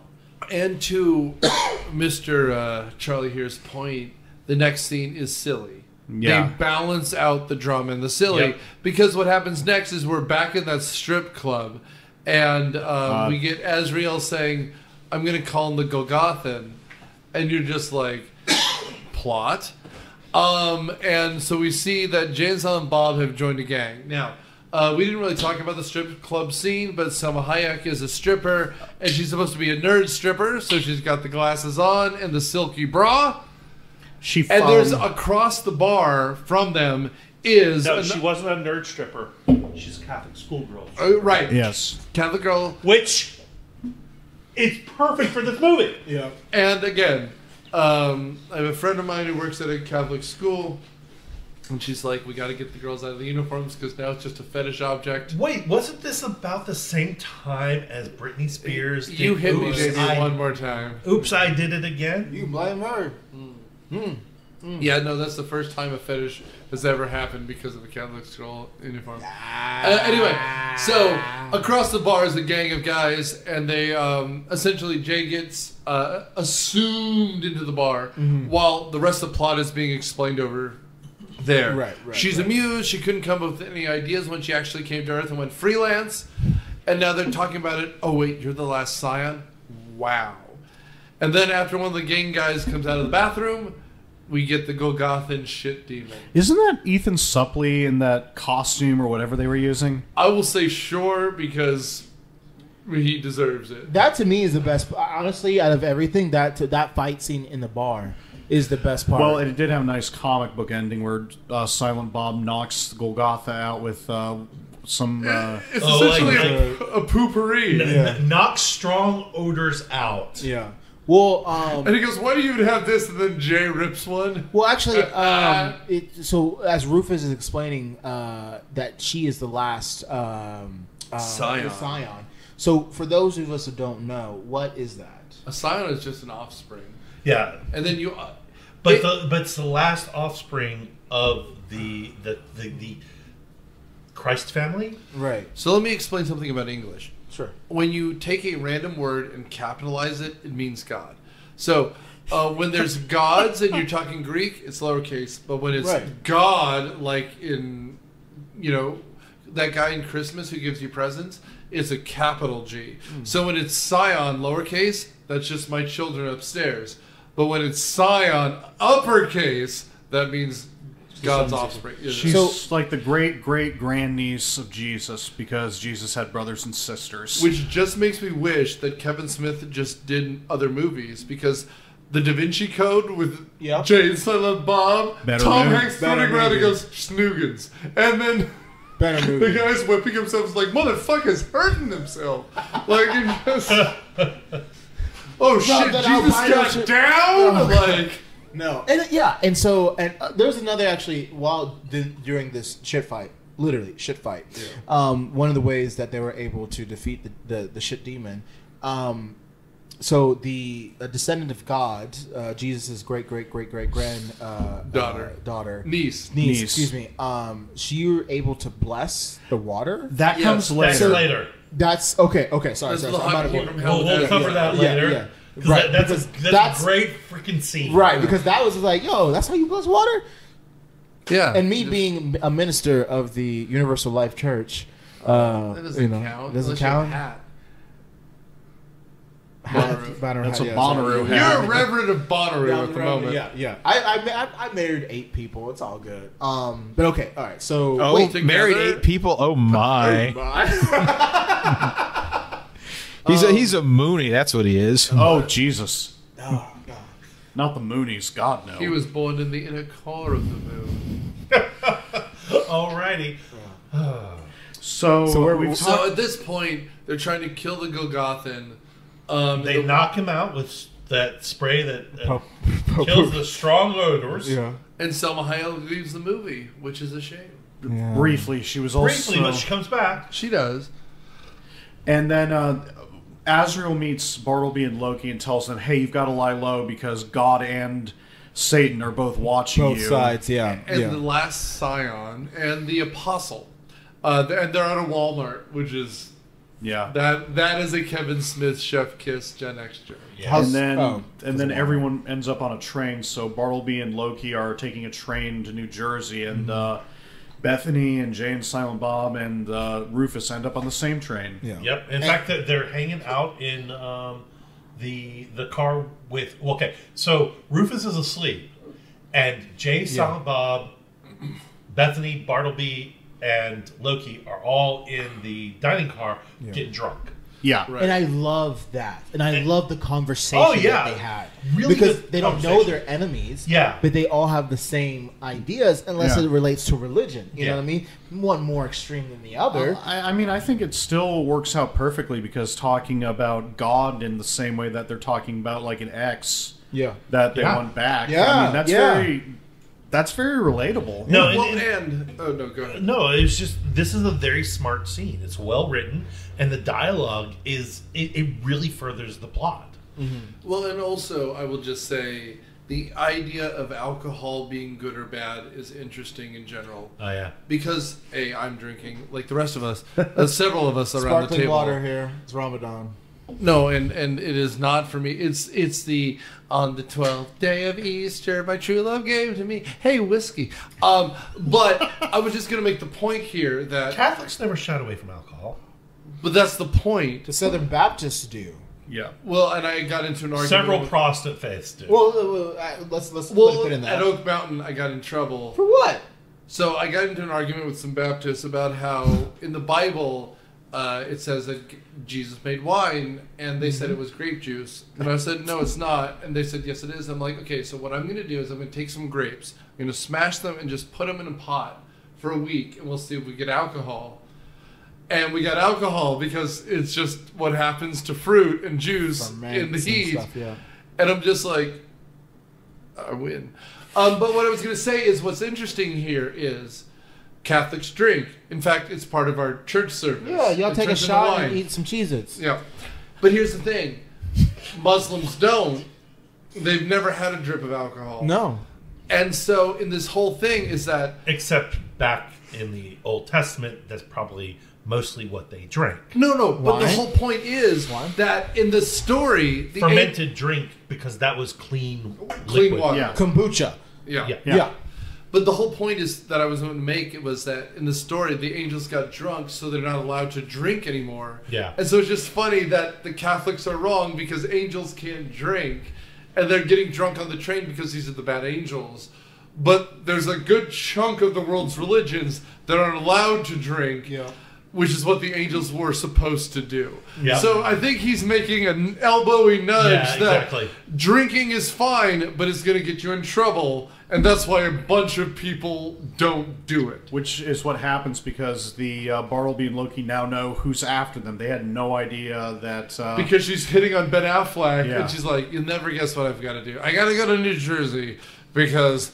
I there's have to these stop fucking angels. Fucking angels from going through a church door. And he's like, what the... You're not just going for the Duncan? Yeah. Like, Yeah, this is when Bartleby starts getting mean. Yeah. and Bartleby, but it's funny because this is why you...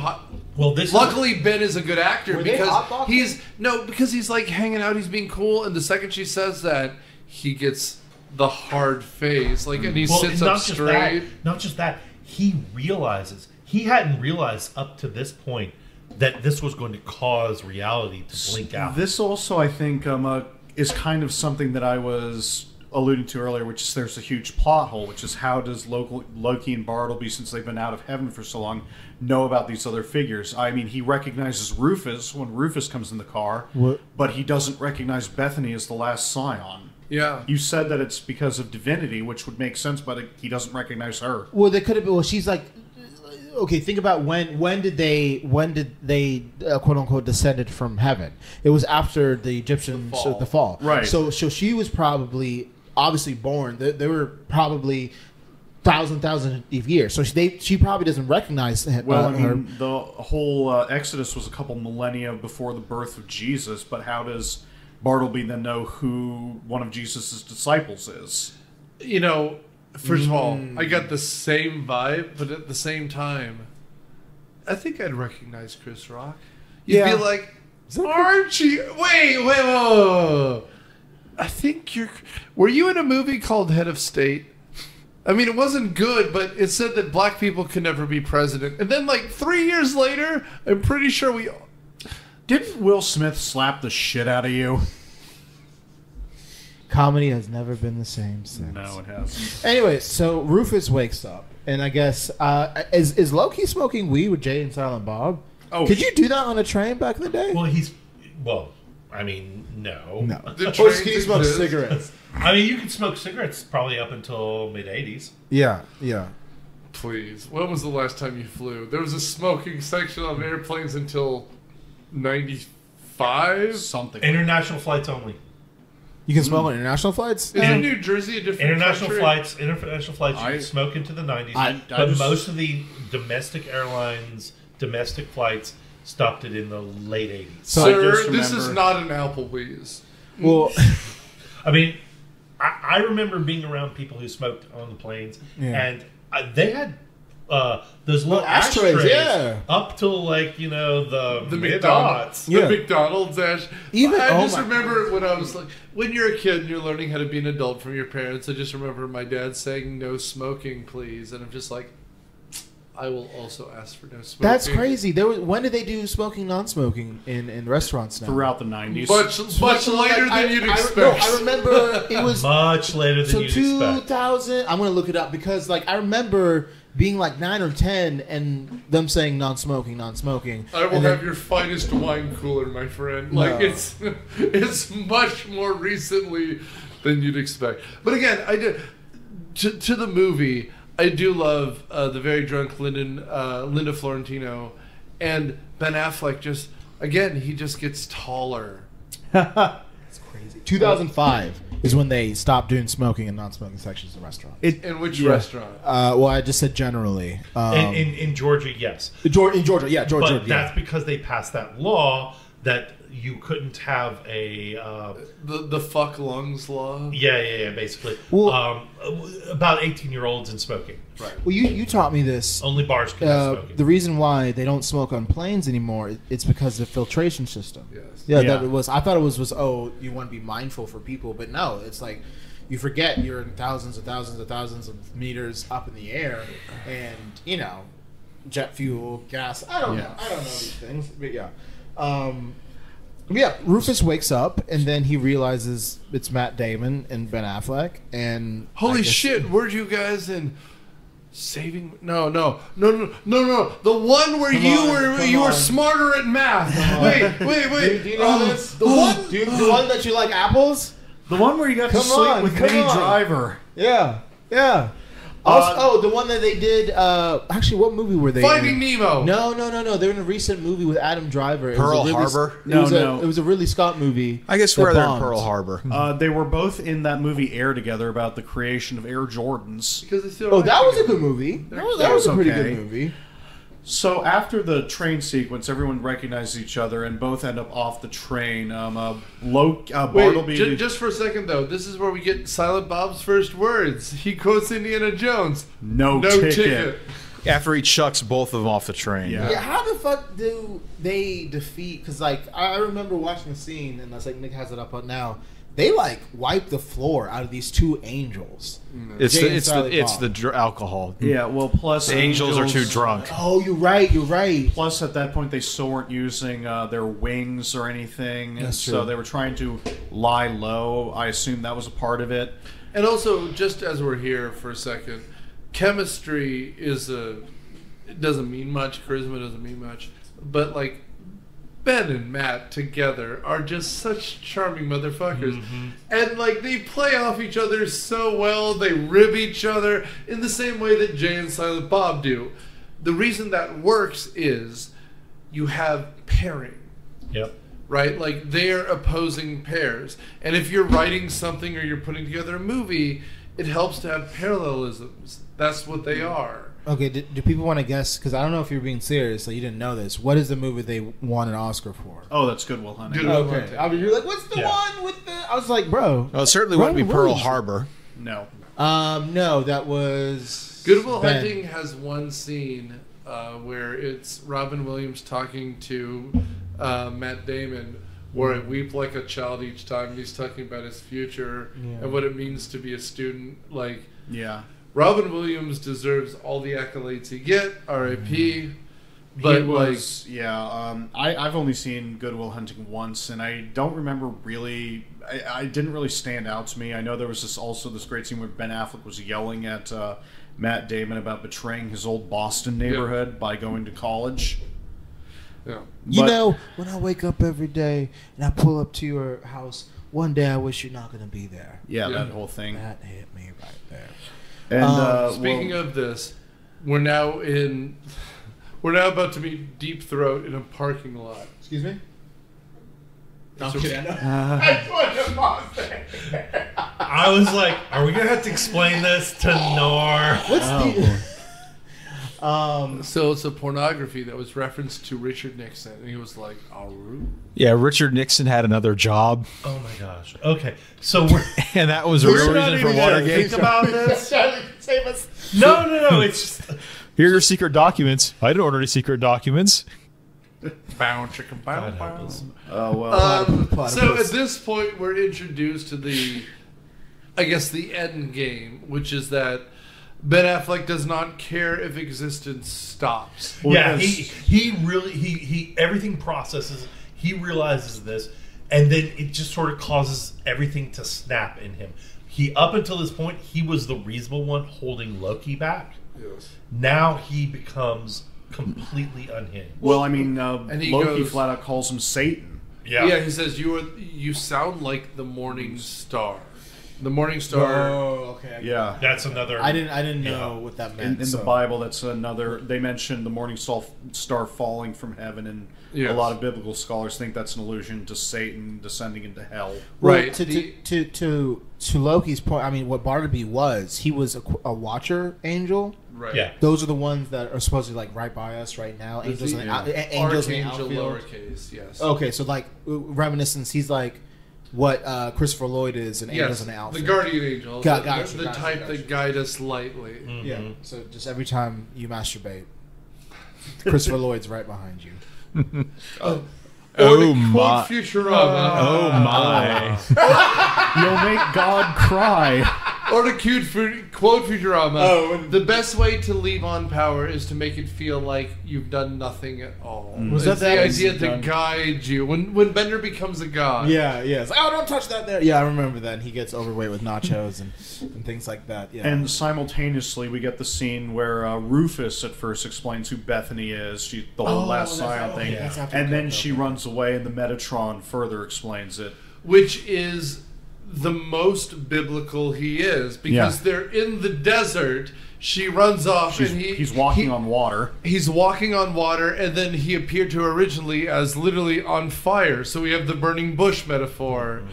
And he just goes, look, can you imagine what it's like for me, the voice of God, to tell his son, who he can't talk to, that you're going to have to die on a cross because you're going to save mankind? You know, a 12-year-old boy. You know, Martin Scorsese is probably the most overt Catholic filmmaker ever. But I Yeah. mean, it took 3 sentences in this movie to do what he did in the entire Last Temptation of Christ. No, this puts him up with, to me, Fellini and Scorsese, because he understands it in a way. Yep. This is masterful. Up there with Jesus Christ. I mean, Weber nails it. Oh, But yeah. This is a caveat. Yes, absolutely. You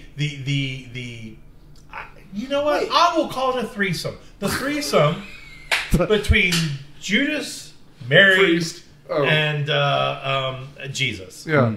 Well, let me ask this because again, I can't pronounce it right, but essentially in the Bible, right before Jesus was gonna get portrayed by Judas, there was something that Jesus had prayed so hard that he was sweating. It was blood. It was a Mount of Olives, I think. Yeah. So, but he wasn't. Was it because he was talking to God? Because they're saying that people can't understand or are not able to withhold God's awesome speech and power. So that's why he has this angel who. So I'm just curious. Was Jesus talking to God in that sense? Because you were telling. Yes. Yeah. So it's a monologue on free will, because he says, essentially, I don't want to do this, but if you want me to do this, I will. Right? Yeah. That's the whole thing. Because the idea being the Son of Man has to go through this. And that's why this whole movie is about choice. She keeps wanting to go out. Yep. People keep asking her, look, here's why you're doing this. Do you want to do this? And reluctantly, she does it, but only because people come along to help her. Mm-hmm. I mean, I think that's kind of it. Yeah. So this character's whole existence was to do this. But did God foresee this? Because she was infertile. No, her husband stop. did leave her. Okay. Because God is immuted here, right? The whole point is, in this world of free will, Catholics fundamentally believe in free will. This is not some Puritan nonsense, right? Tell us how you really feel. We weren't saying any of that. No, but that's the point. Yeah. God is trapped. In no Protestant story Puritan story would God be trapped. Yeah. He is trapped because someone has pinned him in a body. And we'll get to how this is resolved, because this is the most turn based on the Catholic faith. Yeah. But people have the choice to choose. Humanity does not have to exist. We exist because God loves us. And here's the thing. This is the whole Lucifer thing that we were talking about, the Morning Star thing. God is a jealous God. Lucifer loved God so much that the idea that humanity could be on an equal plane, he despised, and therefore he fought God and then went to hell. Yeah. And that's the whole thing here. That's why Bartleby is poking the bear. Loki's okay with killing sinful people, but when people aren't sinful, he doesn't want to kill them because he's supposed to be their equal. Nobody realized, by the way, at least those two didn't, that they would negate existence by following through with their plan. There is a logic to this movie which is pretty good. The complexity comes in with the jokes. If you remove the jokes and made this, say, Pluto Nash, like, it would be boring, but the logic is the same. Yeah. This movie just makes it funny, and that's why you don't think about it. But there's a lot of complexity here, which it does a good job with. Did we mention there's marijuana jokes and fart jokes in the middle of all this theology? And the whole time there's a split behind, but like I mentioned it all here because this is the scene. Rickman shows back up and she's crying at they're at an RV parking lot effectively, and she's screaming like she's rending her garments like it's Fiddler on the Roof. And Rickman shows up and just goes, "Look, man, you don't understand. This is the purpose. You've got to suffer to succeed. And let's go to Grand Central." Where they explain that God's missing from heaven because of what we saw at the beginning. But we don't know that yet. We don't know that God is missing. Right. God's missing. Yeah, and this is an important detail. This is the part where it's uniquely Catholic. Yes. Protestants tend to have a more fatalism approach, a predestination approach. That's more Calvinism with predestination. Well, I mean, but it's also very heavily Protestant. Yes. Okay, there are passages in which people believe that there is the number of saved individuals was set by God. Yeah, in Revelations. Yeah. And nothing will change that. I was on a panel at one point at a conference, and they were talking about this, and I said the most Protestant, Puritan movie I've ever seen is, an 80s slasher. Because what is it? You drink too much, you smoke too much, you have sex premaritally, you're going to die. And it's an unkillable divine force that kills you. If you showed a Puritan Halloween, they'd get it. Because that's what that movie is. But the problem with Catholic movies, you have free will. You can choose right and wrong. And that's why these movies are, again, we can pick Fellini or Scorsese, it's the same thing. There's a reason why in a Coppola movie, while the baptism is happening, assassinations are happening over there. You've chosen to be good and you've chosen to be evil, and at the end of the day you can confess and it goes away. That's a very different thing than a slasher movie where, hey babe, I'm going to touch your titty, and then you get stabbed to death because you deserved it. And so here we get that scene when they're in Grand Central and they're explaining it around a beautiful table and beautiful people are there, and Jay and Silent Bob's like, where the fuck are we? Well, you're going to have a sandwich, you're going to have a glass of wine, and we're going to tell you why you're going to redeem the world. That's Catholic in a nutshell. Yeah. Or tell you why you should choose to do this. That's right. I said to put a pin in this because I think we're going to get to the conclusion of the movie here. But the separation in religions in between the Southern Baptists and the Catholics about the drinking. What is the difference? Because drinking is a huge notion in the movie. So I'm wondering how is the difference from what they believe in? Because you were talking about the grapes and things like that. So why is it in the Protestant and Catholic religion you can drink, quote unquote drink, but in the Southern Baptists you couldn't? Is that just it has to do something with snakes or what's going on? Okay, so fundamentally, You don't ask easy questions. No, I don't. But this again. It's to my understanding as to why. You know what I mean? Yeah. So I'm going to pretend you've never had an alcoholic drink before. But for the three of us around here who've ever had a drink before, There's a Latin phrase, in vino veritas. In wine is truth, which means to me, who are you? When you drink, if you drink, is it making you more you, or is it removing your inhibitions? As a Catholic, I would say we have free will. So the fact that I choose to drink is a choice.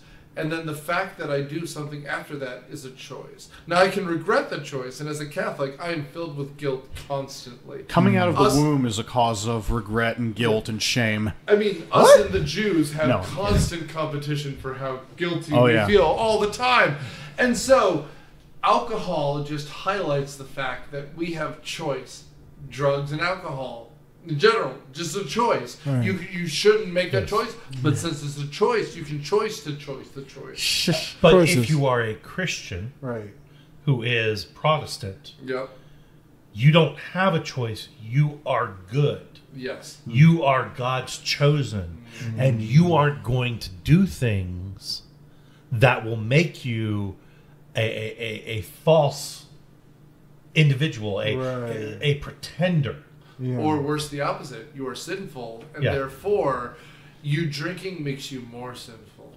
Exactly. Well, and because you're not Catholic, as a Catholic, I can apologize. Some Protestants, you cannot apologize, and those are the chains you live. Nearly all. I mean, even Episcopal. They're in communion with Catholics. We specifically have the right of we have all the same rights. Yes. All the exact same rights. Reconciliation. Reconciliation, thank you. Right of reconciliation. But we also still believe in the doctrine of salvation. Help me for a second, Daniel. Eddie Izzard's other name. Cake or Death? Well, no. Susie, I believe, Susie is what they're going by. What is this? Had a bit 20 years ago. With the Anglican Church, tea and cake or death. We're out of tea and cake. So just death. Well, actually, I'll have the chicken thing. Right. That's what it is. It's Catholic light. All right, so I'll just ask this because I this is the last. You can ask that all you want. I can ask, and this is not to be funny. I just generally want to know this because I understand how radicalists can construe the name of religion and put it towards. But where do snakes have to do anything with that? That's Pentecostals. Okay, it's Pentecostals. Well, hold up. If you go back to the Garden of Eden, that's what I'm saying. Snakes, the serpent. He was a devil, and I'm so glad you said that because didn't snakes have legs? They did in the Garden of Eden. In Genesis, they do. So, but wait, he was gonna say it. They do it. Well, yes, they do. Yes, they do. But that's where it originated, and it was not a snake; it was a serpent. It was. What's the difference? Well, a couple letters. No, what you said. The legs, no legs. I mean, it could be. Think about it. A serpent can be more than just a snake. Yes. Okay. Sea serpents. You ever heard of sea serpents? Eels. Well, I mean, old stories would talk about serpents in general, and they wouldn't just be snakes.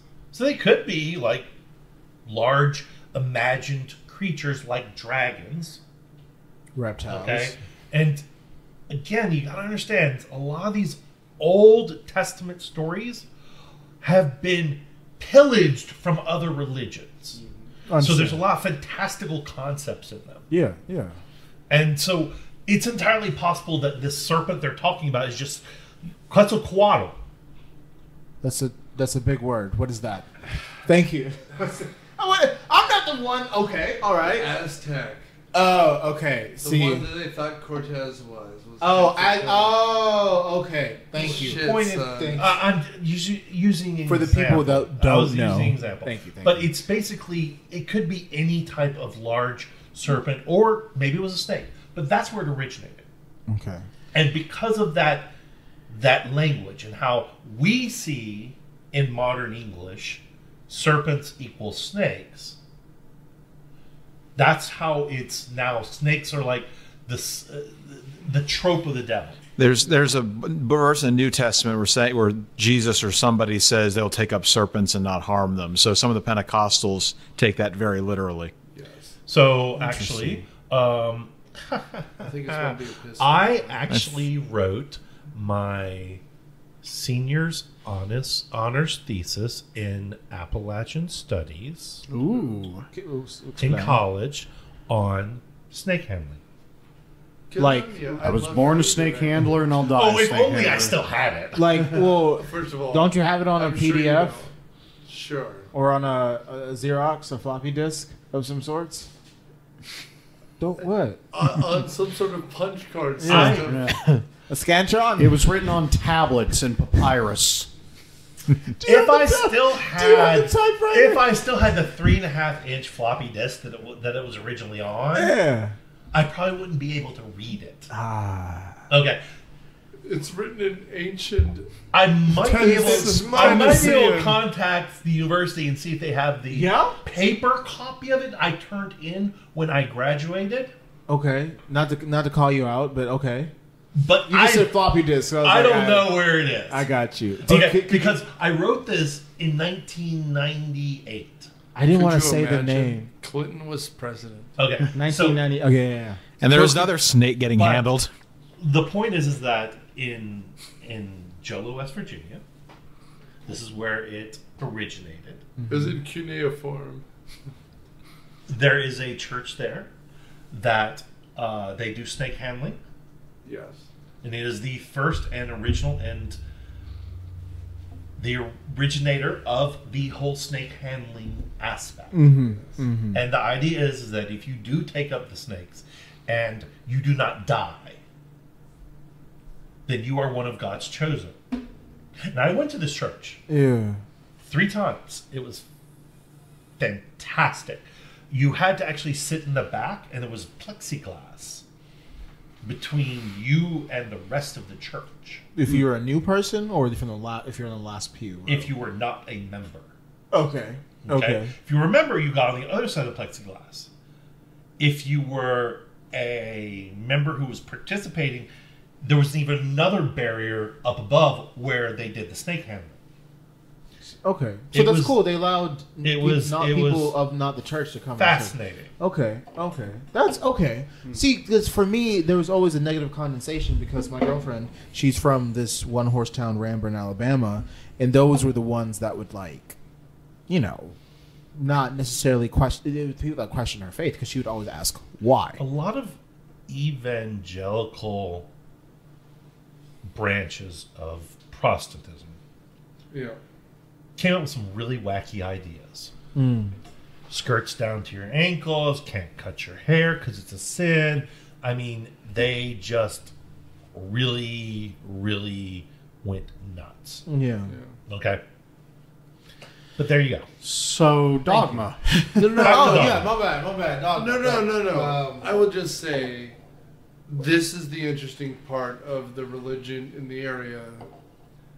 The most important part, as the academic, is there's a universality to all of it. Understand it. We live in a country of 50 states and 35 million people, 350 million people. It's hard to figure out. And I was working on something with a colleague of mine. He is an expert in ancient history. And so, in American Catholic religion, whatever, there's a person named Adam, and there's a person named Eve, and then there's a snake. And then they have 3 children, Cain, Abel, and Seth. Fine. In ancient Egypt, there was a creator god named Atum, A-T-U-M, and there was a god named Set, S-E-T, instead of Seth, and he kills a snake. And the snake is Apis, A-P-I-P or A-P-A-P-I-O-S. And it's all the same. Yep. And so, at the end of the day, we pick and choose. And this is kind of what this movie's about, which is the universalism. And there's an eternal battle of good and evil. That's what it kind of sort of is supposed to be. Yeah. And when last we spoke, they were in a shitty dive bar where Azrael had caught them all. Yes, that's right. Azrael catches them all, and they're in a bar. We learn how to make a holy bartender. Yes. So what you just how you bless? Just wave over the water and put your finger. Okay. Very Catholic. It's that's a Catholics. They do magic stuff with their belief system. Okay. Like holy water is a thing that does things. Yeah. I don't understand it. So it's not a Protestant. So in thing. Catholicism, what classifies as holy water? Because in Islam, like you holy water, bless and you So- you just wave your hand over it. Right, But you right. actually there's a ritual associated with it. yeah. Because I know in Islam, the holy water that at least we get comes all the way from Saudi Arabia, from Sure it from an actual palm tree and things where it's generated water, and that's how it gets all distributed. You know, so it was very interesting to me. It was like you can just wave your hand and call it holy. You know what I mean? Like that to me was just like that's crazy.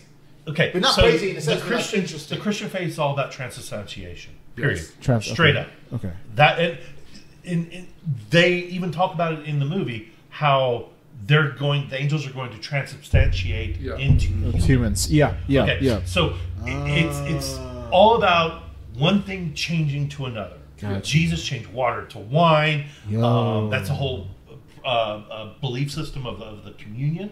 Yeah. Is you are taking water and, or rather, you are taking the wine Bread and and transubstantiating it to blood. You're taking the bread and transubstantiating it into the body of Christ. Literally, when you drink that and you eat that, you are eating and drinking the body of Christ. Right. Not metaphorically. Yeah, and You are Literally, you're doing literally that. Yeah. hence why blessed golf clubs can destroy Azrael after he reveals his plan to negate existence because he doesn't want to go back to hell. Right. Exactly. It's a very warm place. Because Cardinal Bethany Glick, blesses the sink water, and they dump the three lesser demons Three into it. Stooges. Yes. Yeah. Yeah. because The ritual works. because Cardinal Glick is so sleazy, he would bless his own golf clubs. Yes. Exactly, and ever since the beginning of the movie, Silent Bob's been carrying this driver that he stole from Cardinal Glick's office because Cardinal Glick was a dick to him when they asked him, "No, I will not Shut stop down the church." This plenary indulgence. I will not shut down this festival." Well, when Chris Rock stands up and goes, "I am he who is called I am," and he goes, "Cute." He goes, Yeah. "It worked on Moses." It worked on this, but It's yeah, cute. So, No, that's so Azrael's funny like, to me. I am a demon. You can't hurt me. And they're like, go ahead, hit him, Silent Bob. And so And he licks his finger. he Yeah. licks his finger and his shirt comes off. He takes that and Silent Bob slams that driver into his chest. And it's like hell opened up in his chest. Yeah.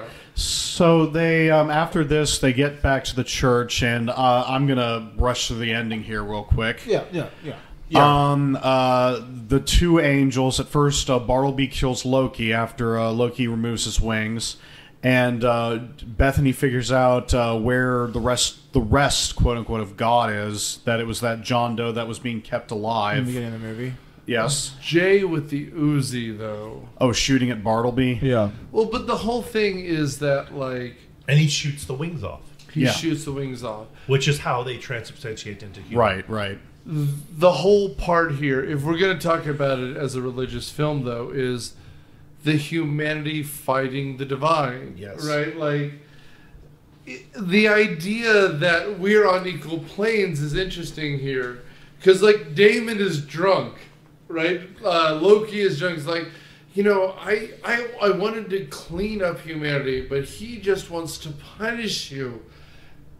And he's just drinking the champagne bottle. And he goes, we ran out of the clergy, so he just started picking up people off the street. Mm-hmm.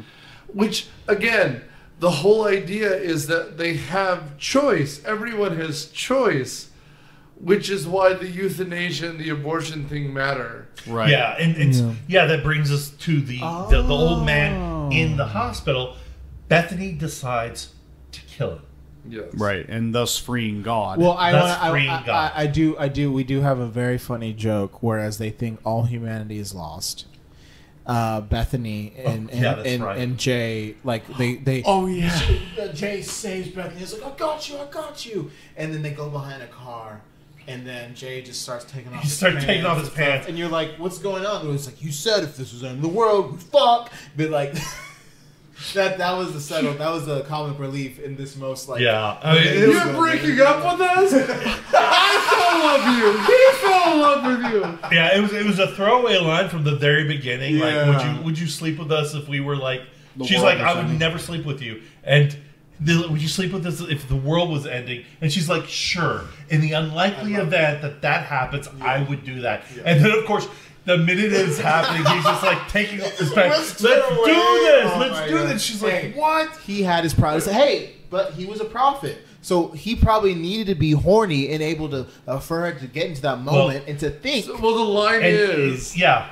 What's the line? The line is like, we could just lie here like that John Doe motherfucker, or we can go bone down. And he goes, and she's like, and then she kisses him like, you got it. And he goes, damn straight. Exactly. So she goes to the hospital and she commits euthanasia.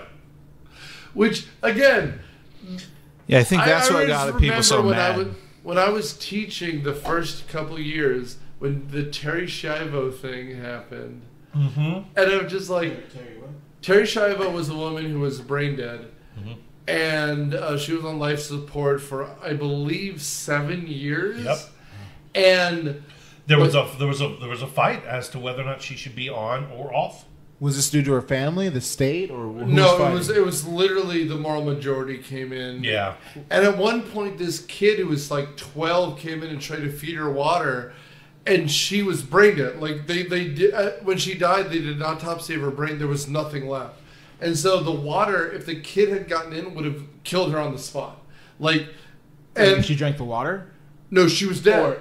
In 1998, she had a major cerebral hemorrhage, and she was not able to swallow. She was on full life support, and then she just sat for 7 years, and they were going to pull the plug. I mean, yeah. And it was just one of these things. She was in a full vegetative state, and the whole idea was, so the Catholic Church is generally against three things: the death penalty, because you shouldn't choose who lives and dies. You can choose, right? yeah.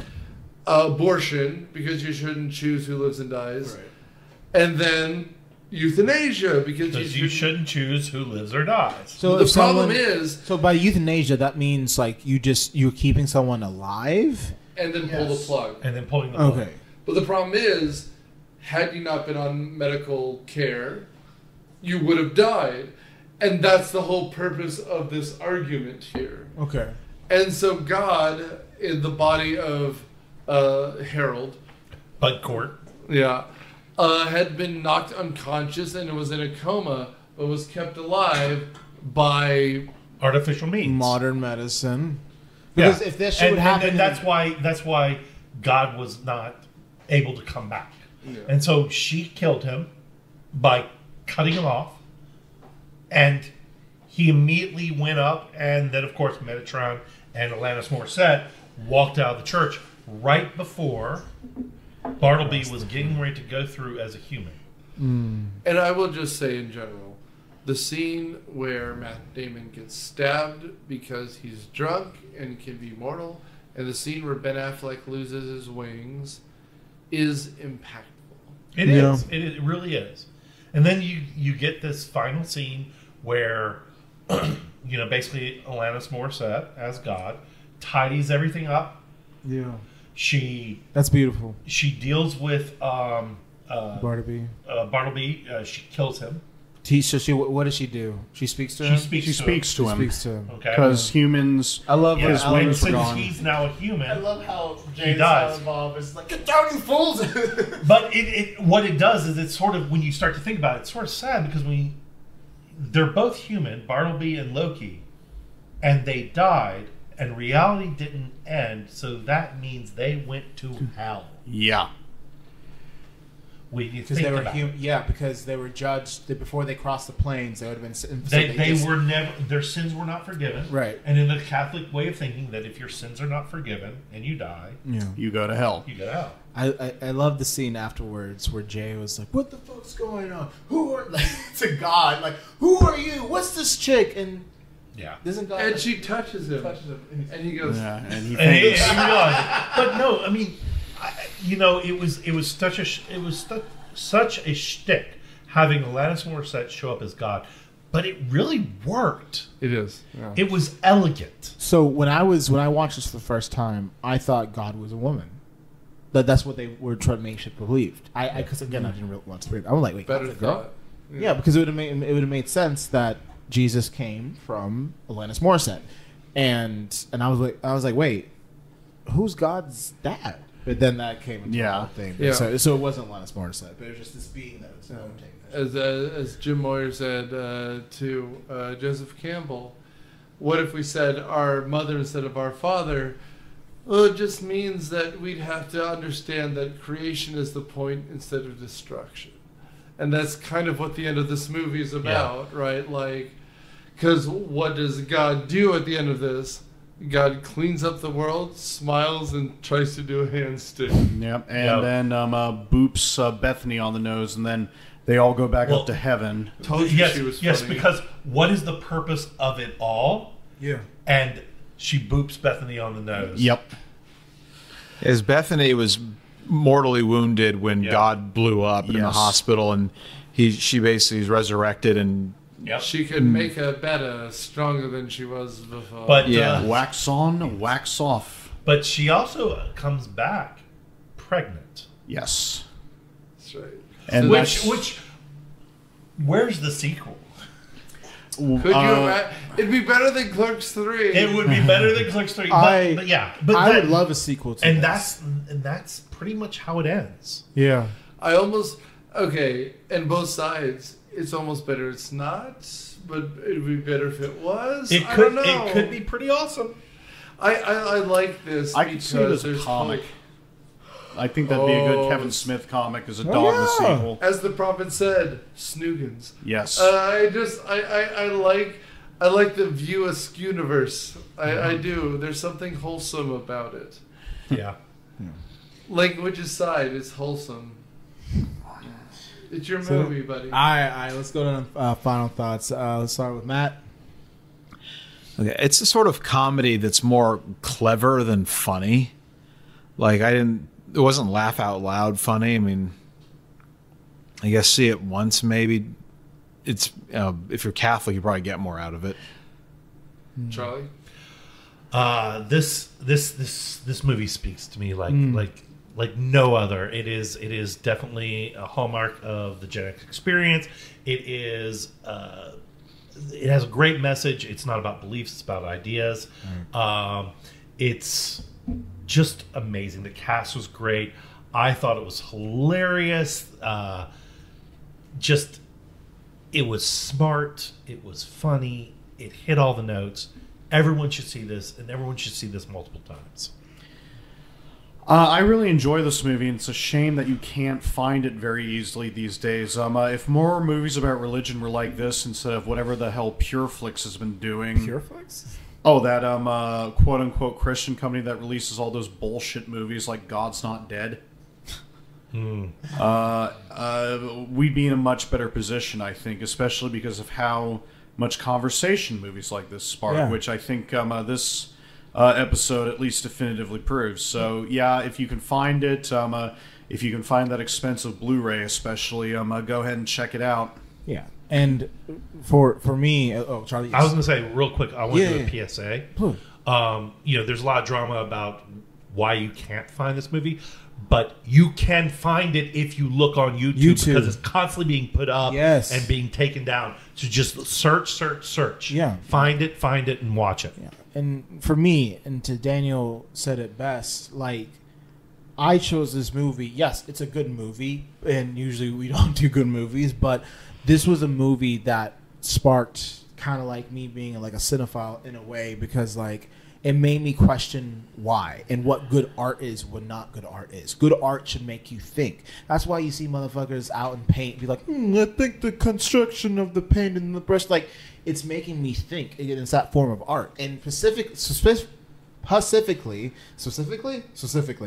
it allowed me to being open-minded about other religions. Because in a way, I think majority, we're all different types of religion here, whether it be variations of Christianity or myself being Muslim. Like it allowed me, number one, like not to be biased, but to sit and listen, because people learn more if they just listen and understand the ideology. And to the point that we made everything like New Testament's kind of chill, but to the movie itself, like it's amazing. The cast is amazing, and it made you think.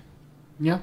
Yeah, no, I agree. I don't know how to put this in a positive way, so I'm going to just go forward. Do your thing. I feel like movies about religion should be challenging. If you're not, you're watching Veggie Tales. Yep. Like, truly. Like, I've seen a lot of them. Veggie Tales? I babysat for a while. Like, here's the thing. This movie is funny. It's truly funny. I get that. And humor is the sugar that makes the medicine go down. I have nothing against that. I've watched a lot of these movies, and Catholic guilt matters because it means there's emotion behind it. Passion of the Christ is an incredible movie. It's depressing, it's flawed, it's torture porn. This movie has stakes. You feel them. And there's a sense of loss when people are destroyed, because it's hard to watch someone who matters dies. It reminds me of Gandalf dying because he fought until he died, just like a lot of these characters fought until they died. Fly, you fools! Yeah. And Dumbledore. True. Yeah. At the end of the day, it's flawed because Kevin Smith was a flawed filmmaker, but flaws make it interesting. If it was polished in any way, it would not be worth watching. Yeah. Absolutely. And independent film, especially with Gen X, which is a generation that feels absent from life, this works.